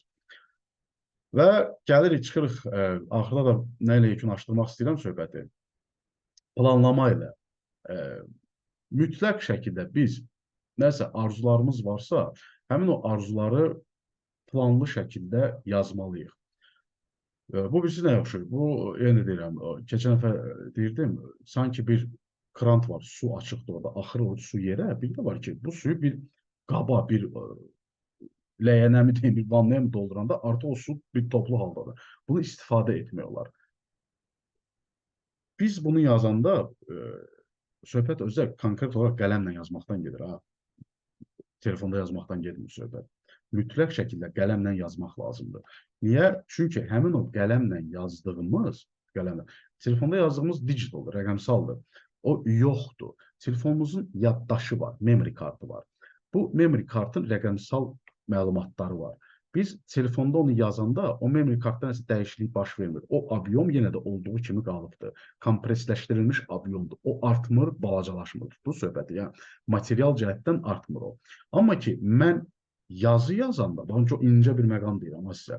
Bu mənim şuur altından gələn bir şeydir. Beynimdən, istəklərimdən, arzum. Mən bu əlimdən gətirib bunu çıxardanda, qələmlə bunu tökəndə artıq vərəqə. Bu artıq çerneldə formalaşdı deyənə, yer kürəsində bunun materiyası əmələ gəldi. Mən o dəftərdən o çerneli götürsəm, çıxartsam, bir düz xət kimi sallasaq belə, bunun bir kütləsi var. İzah elə biləm nədən gedir söhbət. Bu kütləyə görə mən bunu formalaşdım, bu artıq başlayacaq qidalanmağa. Mən hər gün o yazılara baxdığımda, onların əlavəsini etdikdə, bunu artıq plana çevirdikdə, bu arzu başlayacaq mənim üçün reallaşmağa. Bu artıq arzudan çıxıb çönəcək məqsədə, bu artıq məqsəddən çıxıb çönəcək konkret olaraq gündəlik bir plana. Məsələn, mənim aylıq fərz edək, YouTube-dan $5000 qazanmağa fikrim var. Təyin edirəm ki, məsələn, $5000 mənim üçün verməlidir. Fərz edək 50 dənə video. Bu 50 dənə video hamısı qəşəng olmalıdır. Bu qəşəng videoya mən xırdalayam, nə qədər vaxt sərf eləməliyəm. Məsələn, çıxdı ki, hər video mənim getməlidir 1 həftə, 10 gün vaxtım. Bu 10 günə görə mən artıq videoların mövzularını təyin eləməliyəm. O 50 dənə mövzum olacaq. O mövzular təyin olduğunda mən birinci mövzudan başlamalıyam. Artıq nəyi necə hesablayacağam, nəyi necə hazırlayacağam, hansı proqramları yazacağam, hansı servislər istifadə edəcəm, nəyə nə qədər pul verəcəm. Bunu tamam, kursda keçmisən, tamam bilirsən, amma bunu artıq yazıb öz planını formalaşdırmaq, 4-5 vərəq formasında bunu təyin etmək, bunu bir otağında bir gülşədə qoymaq və yaxud da ki, dəftərində saxlamaq, hər gün o dəftərinlə işləmək, əlavə qeydlərini eləmək, hər gün ona əlavə şuur altından vəs gətirmək deməkdir, rus dilində desək də, vəs dababləs edirsənsə ona, kütlə verirsən. Bu kökəlir gündən günə. Kökəlmək öz-özünə nə anlayışıdır? Var-dövlət anlayışıdır. Kökəlmək öz-özündə, yəni izabiliyada kökəlmək, o jırnı kökəlməkdən getmir söhbət, o vesə gəlməkdən gedir söhbət. Bu artıq varlanmaq adlı anlayışıdır. Sən nədən başladın və bunu bütün tarix boyu, yəni dünyanı idarə edən insanlar zaten bunu elibdir. Mən sizə altını cızaraq demək istəyirəm ki, mən bunu başlamışam son, belə deyim sizə, 2 il yarım, 3 ildə eləməyə. İnandırım sizi, möcüzəvi yəni effektlərini mən bunu görürəm. Möcüzəvi. Mən bunu bilsəydim uşaqlığımdan eləyərdim. Amma ki bundan bir 10 il bundan qabaqdan bilirəm bu. Bu 7 il belə də bir 6-7 bunun qulaq ardına vurmuşam mən. Başlamışam yavaş-yavaş istifadə etməyə, şoka düşmüşəm ki. Amma əvvəl mən də oxuyurdum, eləmirdim bunları. Bu planları biz öz emosiyalarımızla, öz vizualizasiyalarımızla qidalandırmalıyıq. Tutalım ki, mən nəsə bir şey istəyirəm, nəsə bir əşya istəyirəm almaq və yaxud da ki, hansısa bir hadisə istəyirəm baş versin. Gözlərimi yumub həmin o hadisəni təsəvvür etməliyəm, vizualizasiya etməliyəm. Bir çox videolarda, bir çox hətta sekret filmi falan var, kitab var, bəlkə də çoxlarınız baxmısınız. Orada vizualizasiyanı göstərir, danışır vizualizasiyadan. Lakin bir dənə məqam var ki, izah etmirlər bu dərslərdə. Birinci məqam ondan ibarətdir ki, biz heç vaxt gözümüzü yumub gələcəkdə fikirləşməmək. Bu çox böyük bir qəbahətdir. Çox böyük bir qəbahətdir. Əksinə sənin nail olmamağına gətirib çıxardacaq bu eləncə fikirləşmək. Niyə? Çünki sən gözünü yumursan və biz hər birimiz bilirik ki, əvvəlki dərslərimizdə demişəm, yaradan bütün suallara hə cavabı verir. Bütün düşüncələrə hə cavabı verir. Əgər biz gözümüzü yumub fikirləşiriksə, mən gələcəkdə vardıyam, mən gələcəkdə filan yerdəyəm, filan mövqedəyəm, filan işlər var əlimdə, filan fəaliyyətlər var, mən gələcəkdə buyam. Bax, burada gələcəkdə söhbəti var. Yəni, mən indidə bu deyiləm. Həyatın gedişatı isə indidədir. Biz keçmişi dəyişə bilmirik. Gələcəyi də bilmirik nə olacaq 5 saniyə sonra. Bu qapı açıla bilər, içəri spetsnaz da girə bilər, nə bilim, bomba da düşə bilər bura və yaxud da ki, nə bilim, hər şey ola bilər. İnternet də kəsilə bilər bir dəqiqə. Ancaq belə bədbin şeylər dedim. Hər şey ola bilər yəni ki. Biz bilmirik 5 saniyə sonra nə olacaq. Və biz bu saniyə olub keçəni dəyişə bilmirik. Nə qalır? İndi var. Biz indidə nə isə, indidə nə olmağı bacarırıqsa, bizim növbəti saniyələr də ona müvafiq olaraq formalaşır əslində. Mən indidə xoşbəxt deyiləmsə, dedikodu edirəmsə, indidə narazıyamsa vəziyyətimdən, indidə kədərliyəmsə, bu yalnız və yalnız növbəti saniyələrə investisiya edəcək ki, eyni ilə həmin növ bitkidən əmələ gələn meyvələri mən yeyim. Eyni ilə kədərli dadan armudlar bitsin mənim ağacımda. Eyni ilə problemlər yaşadacaq mənə situasiyalar formalaşsın həyatımda. Deməli, indidə mən necə olmağı bacardımsa, həmin o tərzdə də davam etməyə başlayacaq mənim həyatım. Aydın məsələ ki, sən indi bu dəqiqə fikirləşsən ki, Rolls-Royce sürürsən, növbəti saniyə Rolls-Royce gəlməyəcək. Amma ki, sən daimi olaraq bunu fikirləşsən, daimi olaraq özünü başlasan o hisslərlə yaşatmağa, evdən çıxanda zibil atmağa gelirsən, amma ki, zibil atmağa getmirsən. Düşünsən ki, mən bu dəqiqə düşürəm, gəlin Rolls-Royce-unu xotlamağa. İnandırım sənin başlayacaq həyatına sənin çox qəribə insanlar formalaşmağı, sənə fərqli işlər təqdim etməyə. Sən amma Rolls-Royce-u fikirləşirsən ha sən. Sənə o işlər üzərindən fərqli artıq qazanclar əldə etmək imkanı gələcək ki, sən o arzunu artıq zamanla formalaşdıra biləsən. Deməli, mən düşünəndə ki, gələcəkdə yaxşı olacaq, gözlərimi bağlayıb. Mən birbaşa olaraq Tanrıya deyirəm ki, indi məndə pisdir vəziyyət, gələcəkdə yaxşı olacaq. Mənə xoşdur, indi pis qalım, gələcəkdə yaxşı olmaq ümidi ilə. Ona da çatır bu mesajlar. Deyir ki, hə, sən düz deyirsən, səndə indi pisdir, gələcəkdə yaxşı olacaq. Gələcəkdə, sən də gələcəkdə bilsən ağın olacaq. Yəni, Tanrı səviyyəsində zaman vapşı yoxdur. Ümumiyyətlə, orada gələcək, keçmiş gələn bir şey. Bizim günəş sistemindən çıxsan, Interstellar kinosunda bunu göstərirlər qəşəng. orada keçirdiyin elə bir saniyə ola bilər ki, yer kürəsindəki 20 ildir. Və yaxud da ki, elə bir nöqtə var ki, kainatda, orada dayandığın 100 il yer kürəsindəki 1 saatdır. Yəni, zaman olaraq ümumiyyətlə yoxdur kainatda. Yəni, indi var ancaq. Başa düşürsünüz? Даже kainatı götürsək. Bu indidə sən nəsənsə, vizualizasiya da indi olaraq təsəvvür etməsi. İndi sən necə onu sürürsən, indi sən necə və yaxud da ki, həmin qızıl qolbağı almısan, indi sən necə o axırıncı model kompüter almısan, falan filan, necə sən bunu istifadə edirsən, necə sən ona həzz yaşayırsan, necə o materialına toxunursan, xoşbəxtlik hissi duyursan, sən busan artıq. Yəni, sən bunu yaşayırsan. Və yaxud da ki, saat almaq istəyirsən, bahalı saat, getməlisən həmin o mağazasına. Sən gəlmirsən bu saatı almalısan bu dəqiqə. Yəni, maşın almaq istəyirsən, gedirsən həmin o maşının mağazasına, salonuna oturursan, rulunu tutursan. Zaten belə də alırlar maşını. Yəni, gedib sən orada momentalno tutdun, gətirib pul saymadın ki. Adətən gəlirlər salona, baxırlar, bir test drive yazırlar, sonra gedib düşünürlər, daşınırlar, gəlirlər. Sənin üçün gedib o test drive yazılmaq, gedib o maşının sükanını tutmaq və yaxud da gedib o qızıl mağazindəki o qızıl saata baxmaq, qoluna bağlayıb bir baxıb demək ki, qoy bir dənə yeni düşünüm qərar verəcəm. Həmin məqam onun hissini yaşamaq səni dəhşətli dərəcədə onun reallaşmağına gətirib çıxardacaqdır. Və qeyd etdiyim kimi, bunları maksimal dərəcədə yazılı formatda artıq qeyd etmək və onlara öz emosiyalarımızla, öz hisslərimizlə qida vermək. Eyni ilə indiki momentdə onları yaşayarcasına həyatımıza reallaşdıra bilərik. Mütləq şəkildə başa düşmək lazımdır ki, divanda oturmaqla da olmayacaq. Divanda oturaraq bunlar dediklərimi eləmək lazım. Bundan sonra sizin həyatınızda peyda olacaq insanlar, sizə zəng gələcək. Vallahi deyirəm, həyatımıza and olsun ki, deyirəm, ən belə sən hətta küçəyə çıxmasan belə, başlayırsan belə düşünmək, sənə zəng gəlməyə başlayır. Yəni, məndə bu çox tez-tez olur, yəni ki, məsələn, indi offline kurslar demək, tədbirlər demək istəyirəm. Bunu təsəvvür edirəm mən neçə gündür. 2 gün bundan qabaq mənə artıq təklif gəldi. Tamamilə gözləmədiyim bir yerdən, zaten belə doğru həmişə, heç belə ağlınıza gəlməyən adamdan gəlir bu. Ağlınıza gəlməyən yerdəki şəraitlə, falan beşməkanla yəqin ki, olacaq. Başqa cür bir seminarlar, yəni ki, əsasən bu psixologiya istiqamətində. Yəni, bu sizə gələn zənglər artıq gedib istifadə eləmək lazımdır. Artıq bundan arxasınca getmək lazımdır. O necə deyərlər, yaradan sözü var deyəcəkdim. Səndən hərəkət, məndən bərəkət o anlayışı söhbətidir. Düşündün, yaşadın bunu. Çəkirsən o sektoru özünə, bu səndə bu sektorun bu dəqiqə dalğası gedir axı. Bu sektorun dalğası buna müvafiq insanları sən çəkəcək, buna müvafiq işləri çəkəcək sənin həyatına.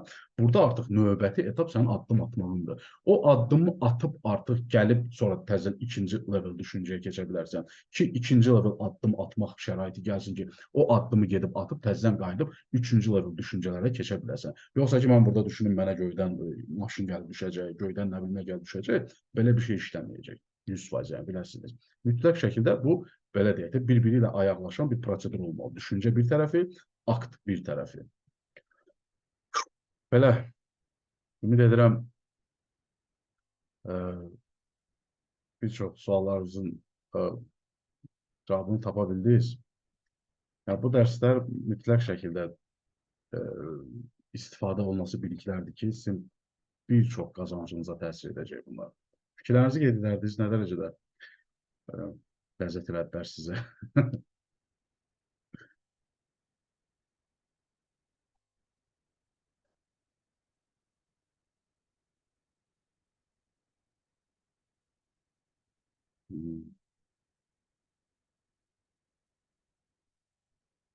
Bu arada bugün əla bir dənə video çıxacaq YouTube'da, baxarsınız.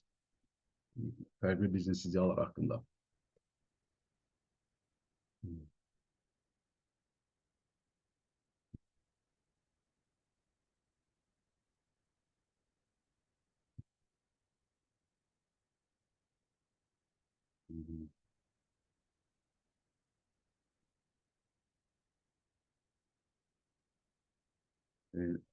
Şair aldı sazını. Mən də götürəm həmişə telefonu. –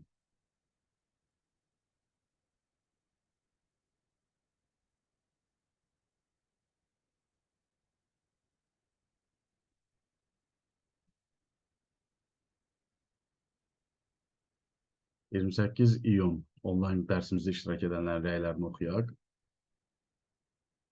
Mənə gedək. Super, çox dərin bir izah oldu. Hər şey çox mükəmməl idi, mükəmməl fikirlər, çox gözəl. Əslində internetdə bu söhbətin açar sözlərini adətən görürük, amma ətraflı və dərinlikləri yaşamaq lap əla oldu. Çox gözəl bir super oldu, motivasiya idi bu. Təşəkkürlər, təşəkkür edirik öz təcrübələrinizi bölüşdüyünüz üçün. Bu izahınız düşüncələrimi təsdiqləyir, super təşəkkürlər. Dərs əla, düşüncələrimizi inkişaf etdirdik. İnsan ehtiyacı var böyle söhbətlərə, super və gördüyünüz kimi dostlar, bütün biri var hardansa oxuyub desinlər, bir də var Elşad müəllim kimi təcrübələrindən danışar.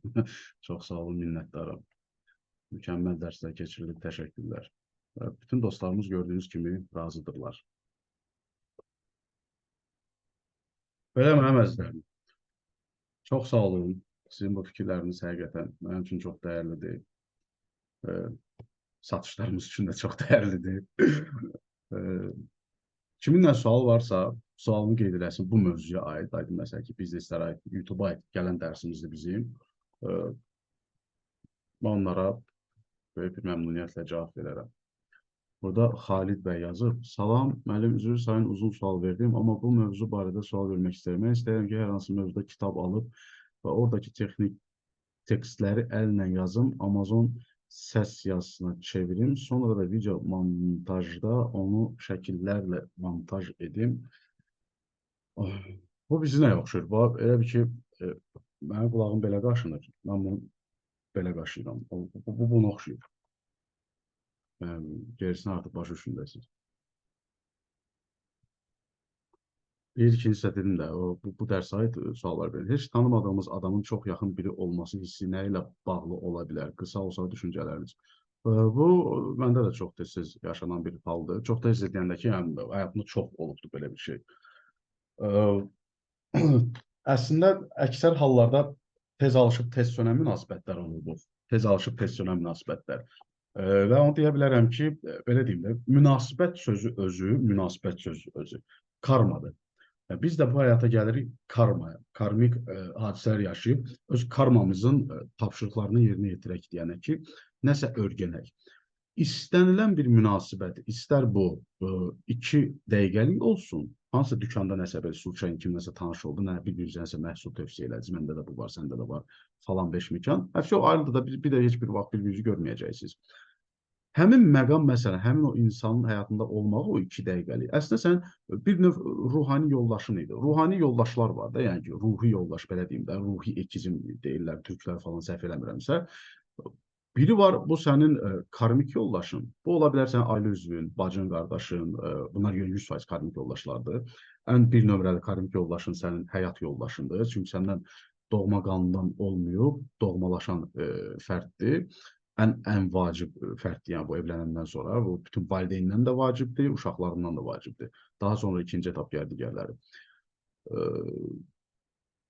Götürək simvolik deyək, bir həftəlik, 10 günlük, 2 aylıq, 1 illik münasibətləri, hansı ki bu təzə tanışsınız, 1 saat tanışsınız, sanki amma eyni dünyanın insanlarısınız.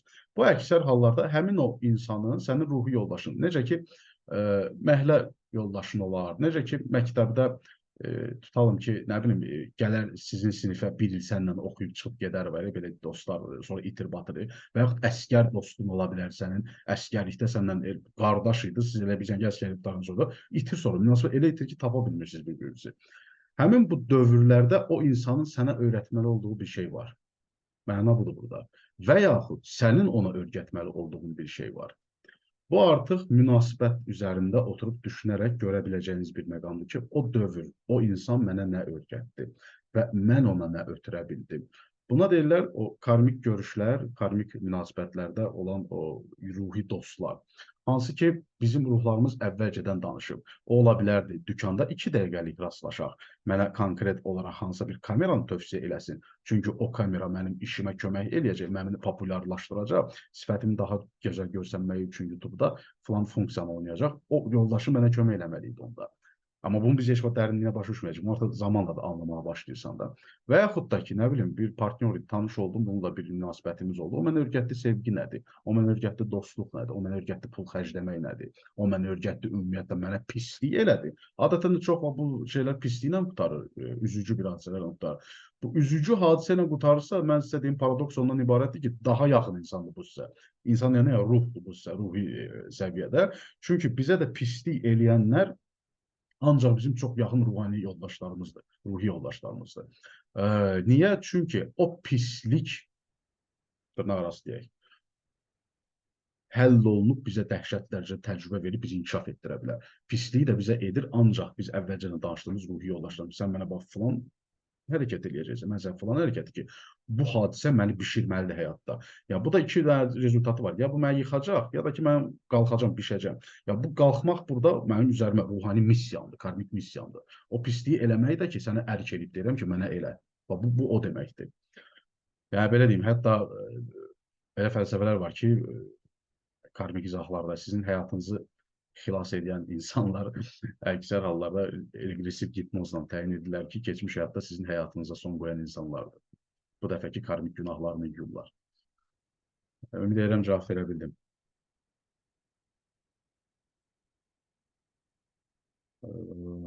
Deməli,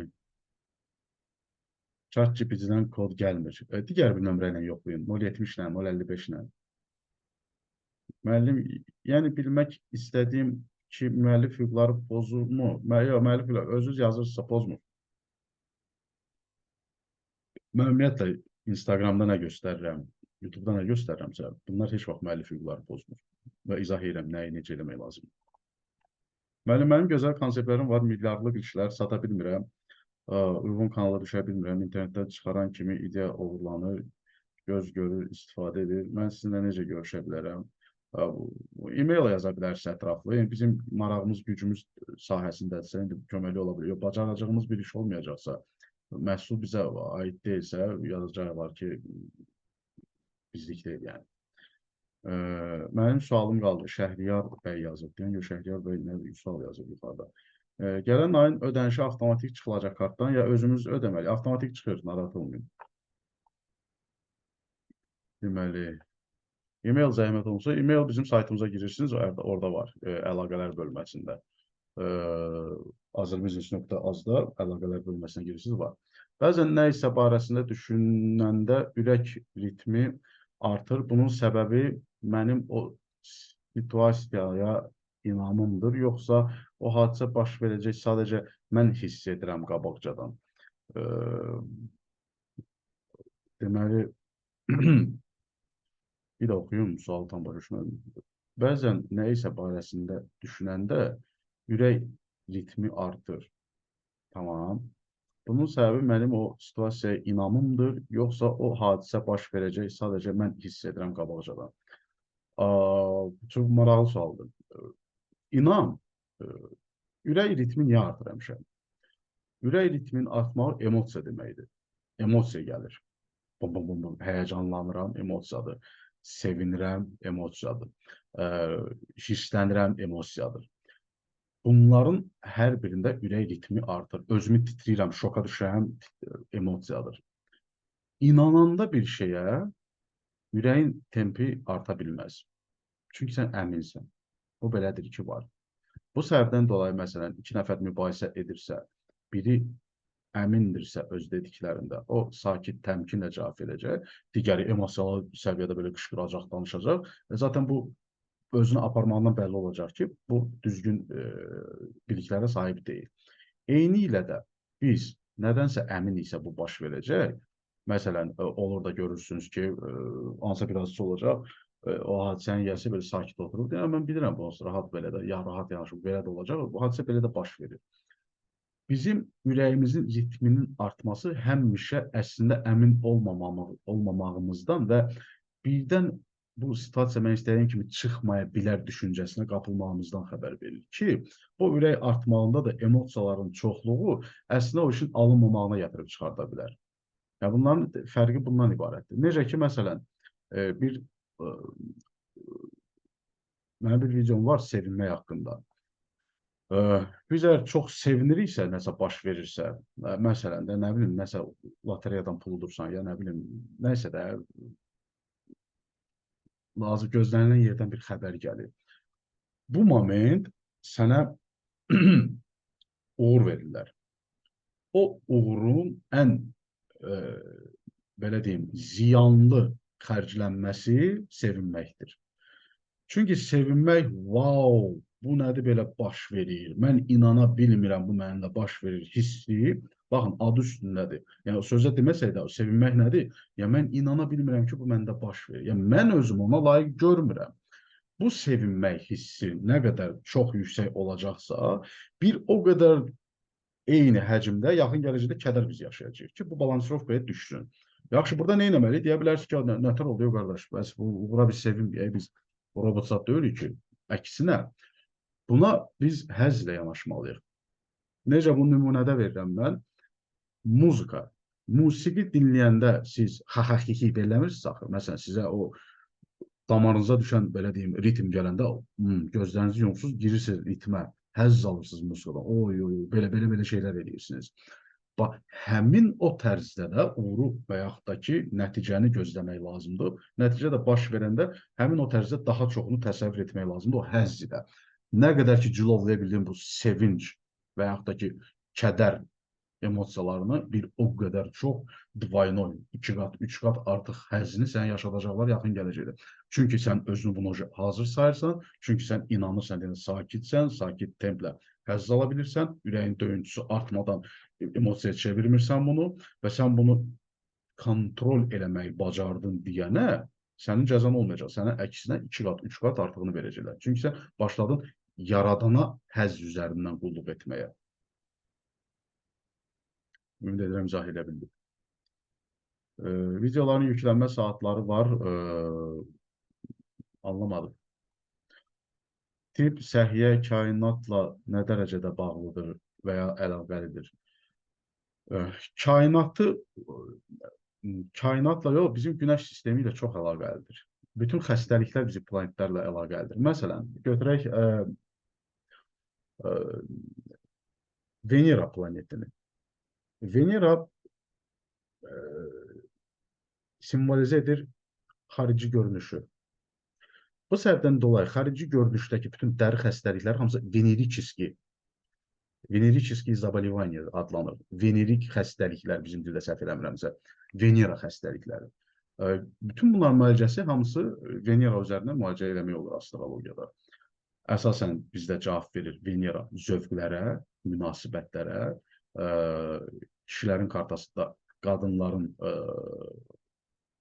kişilərin hansı qadınlarda uyğun zövq olduğuna və belə deyim sizə, romantikaya, sevgiyə cavab verir. Bu səbəbdən dolayı bütün dəri zöhrəvi xəstəliklərin 99% Veneraya aiddir.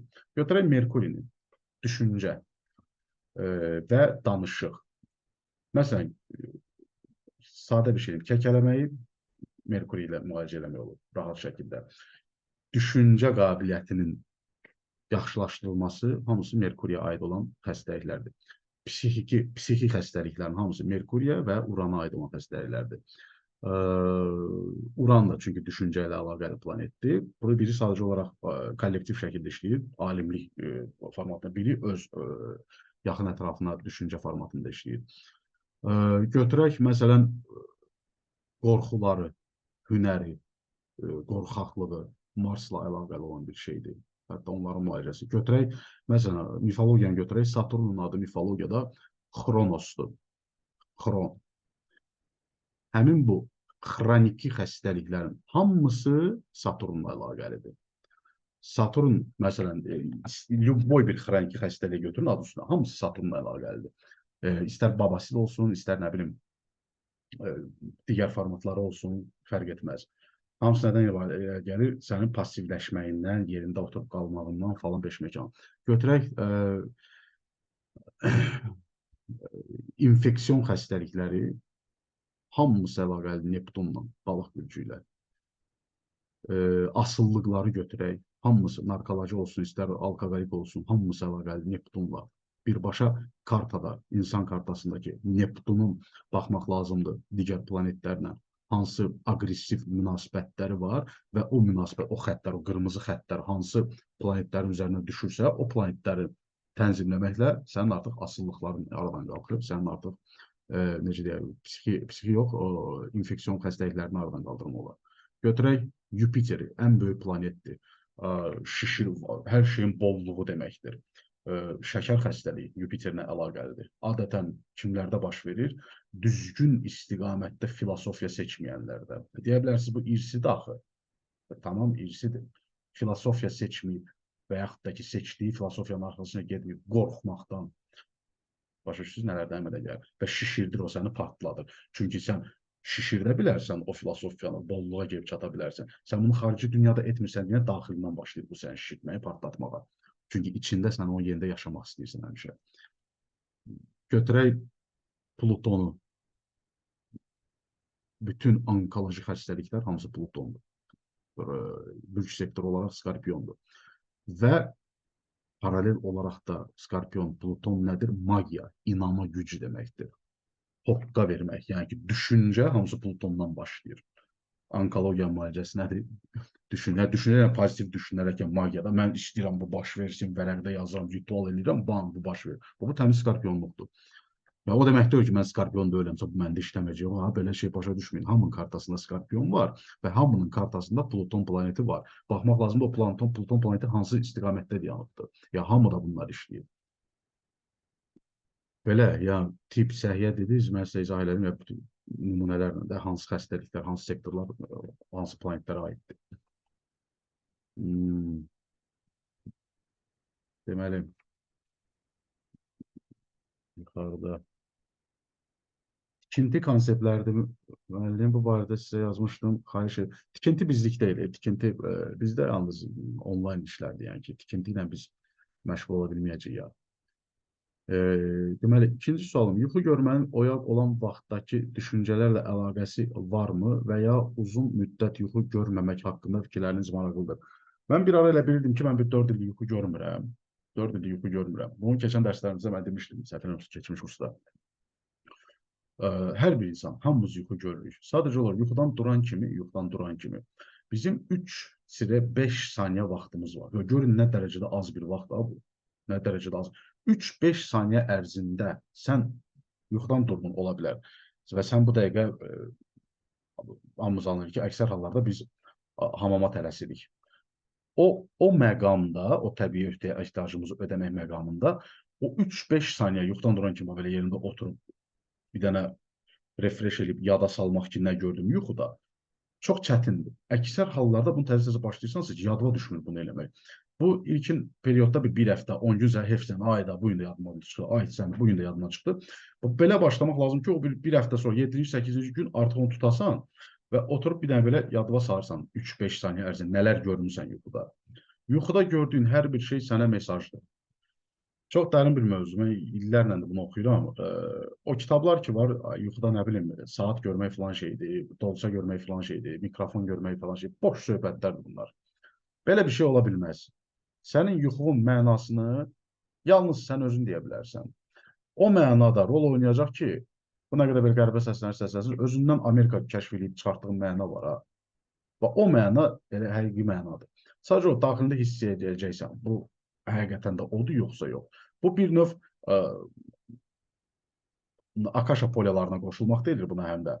Sən bir növ kainatın şuuraltısına qoşulsa, özü cavabı çatmaq istəyirsən və bunu hünərin çatdığı üçün sənə o cavabı verirlər, o cavab da sənə momentalni belə gəlir. Sənin üçün də elə bir formatda bu gəlir ki, sən düşünürsən ki, mən özüm bunu fikirləşdim də bu dəqiqə. Özün fikirləşmədin.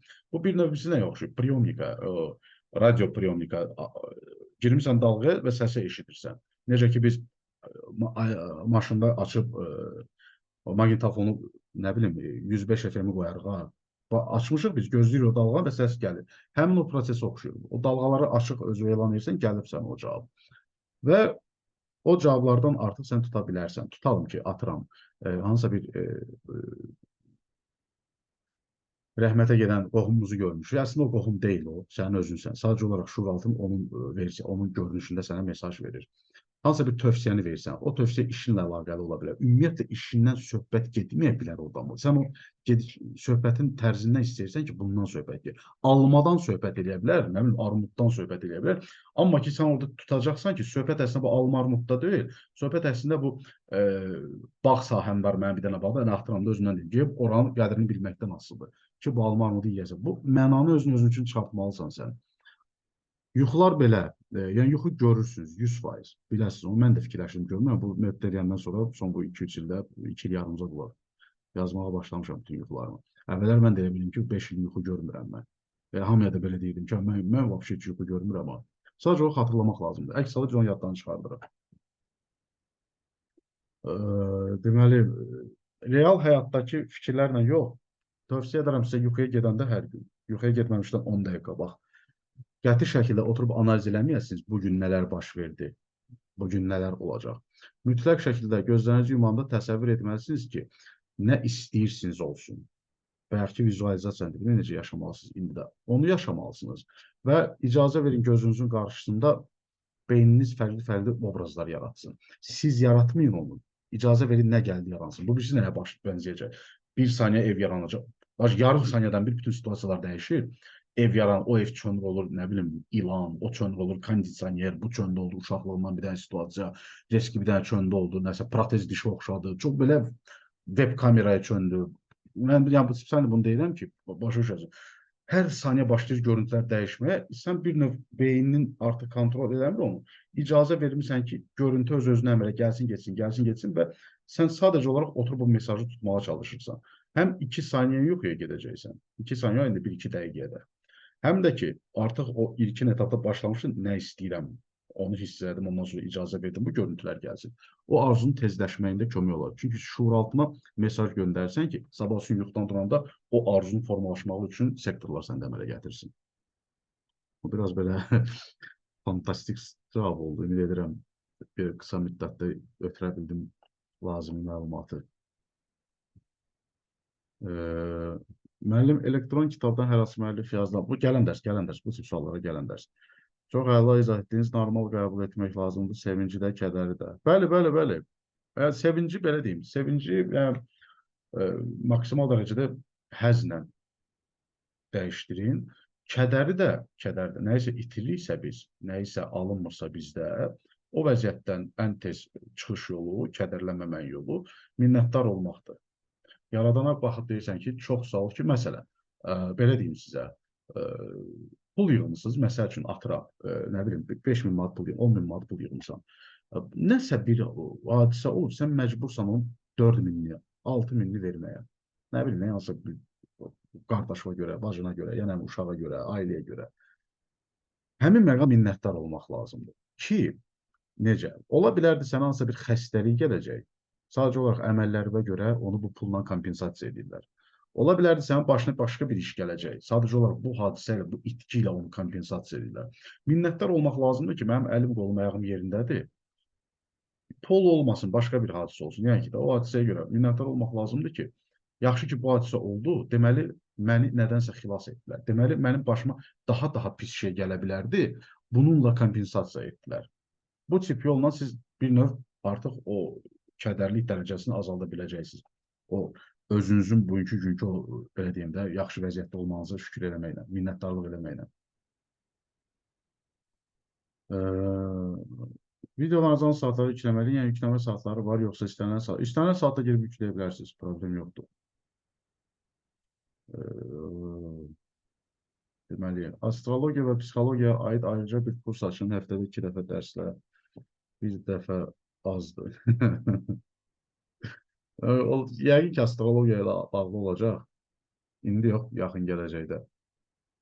O istiqamətdə fikrim var. Astrologiya elmi haqqında məlumatınız yoxdur deyə tam anlaya bilmirəm yazdıqlarınızı. Mümkündürsə kitab məsləhət görün konkret olaraq. Gəlin görün də. Astrologiya elminin şahı, mən sizə deyirəm, son 100 ildə ruslardır. Yəni, Rus ədəbiyyatı astrologiyanı xırdalayıb son 100 ildir. Sərdən də o, mən də o, yəni onlardan. Konstantin Daragan. E,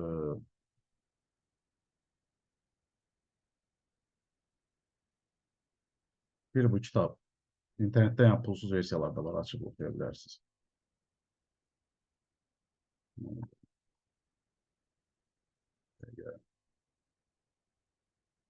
Вот. Профессиональная астрология. Konstantin Daragan. Digəri Sergey Vronskiy astrologiya kniga. Ya, bunun 12 tomu var. Klassическая astrologiya. Sergey Vronskiy, Baron Vro. Bu da 12 cilddən ibarətdir. Ya, bu insan Hitlerin yanında işləyibdi. Stalinin şpiyonu olubdu. Astroloji bütün məlumatları ötürübdü onlara və Nemesdən heç xəbər olmuyor ki, bu Rusdur. Və bu dəhşətli bir insandır tarixdə. Dəhşətli bir insandır. Onun yazıb qoyulub getdiyi çox şeylər var. Yəni, məktəbdir bu insan. Bütün prezidentlərin aqibəti haqqında çox şeylər yazıbdı, həyata keçibdi. Bütün müharibə haqqında çox şeyləri əvvəldən yazıb qoyubdu. Yəni, 41-45-in başlamasından 6 ay əvvəl hətta proqnoz veribdi. Bir müddət itibdir, bunu öldürmək istəyirlər. 10 ildən sonra təzədən peyda olur. İlk dəfə başlayır o Komsomolskaya Pravda səhv eləmirəmsə qəzetində köşə yazarı olmağa. Благоприятный, неблагоприятный дни. Ya, bizim dildə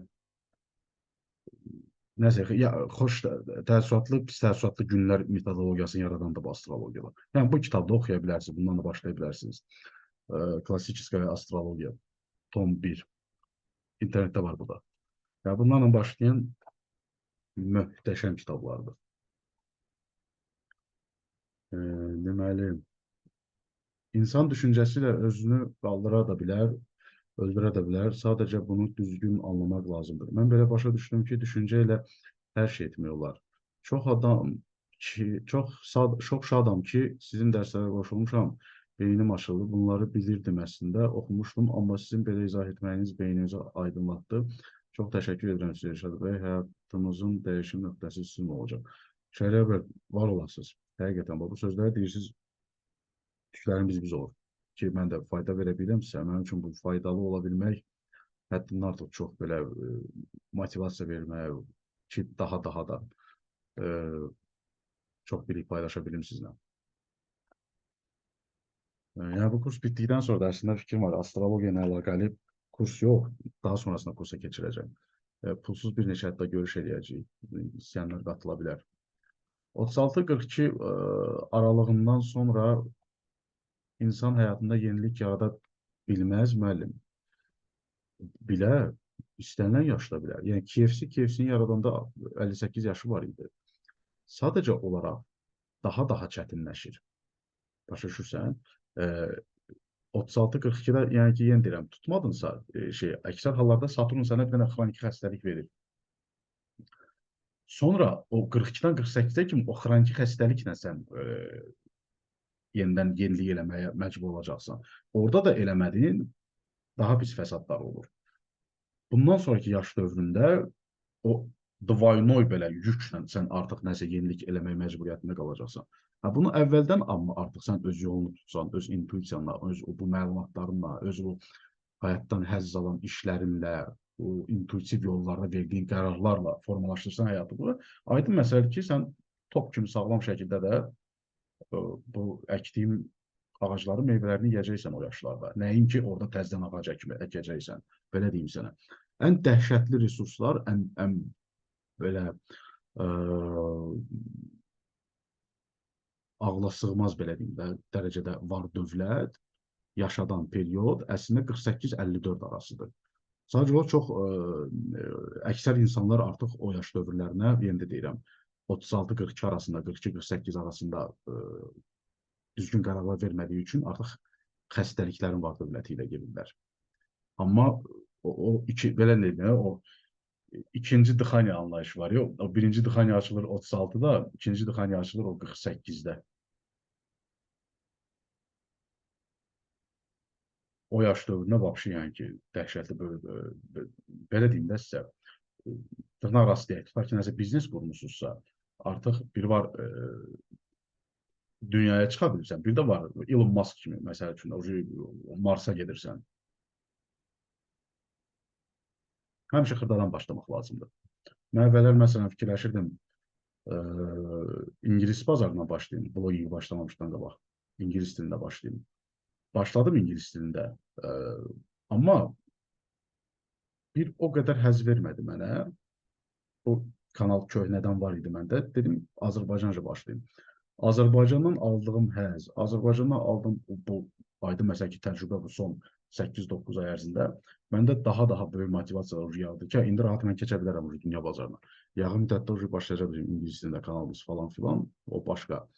Yəni, Azərbaycandan başlamaq mənə çox böyük bir, necə deyim, həm motivasiya oldu, həm başa düşdüm necə danışmaq lazımdır kütlə ilə, başa düşdüm ümumiyyətlə bölüşməyin yeri var, bu biliklər yoxdur, insanlar nə dərəcədə bunu qəbul edə biləcəklər. İndi başqa bir təcrübə var deyənə artıq çıxa bilirsən xarici bazara. Amma ilk etapda yenə də cəhd eləmişdim xarici bazara çıxmalı bu personal brandinglə, personal branding. Proses heç başlamamışdı artıq, mən hiss edirəm ki, yox da bu nitodur, bu o deyil.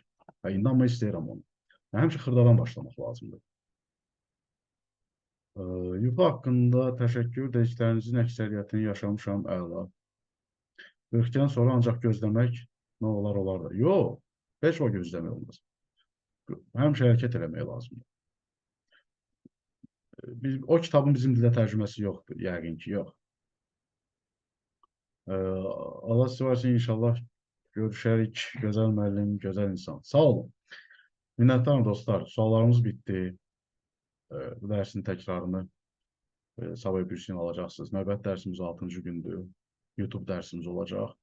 Özünüzə yaxşı baxın. Görüşmək ümidi ilə. Hər birinizə təşəkkür edirəm. Yaxşı ki, varsınız. Enerji gəldi. Gedim yaratmağa mən də dərşim. Hər birinizə uğurlar. Sağ olun. Var olun. Sağ olun. Bütün yazanlara sağ olun.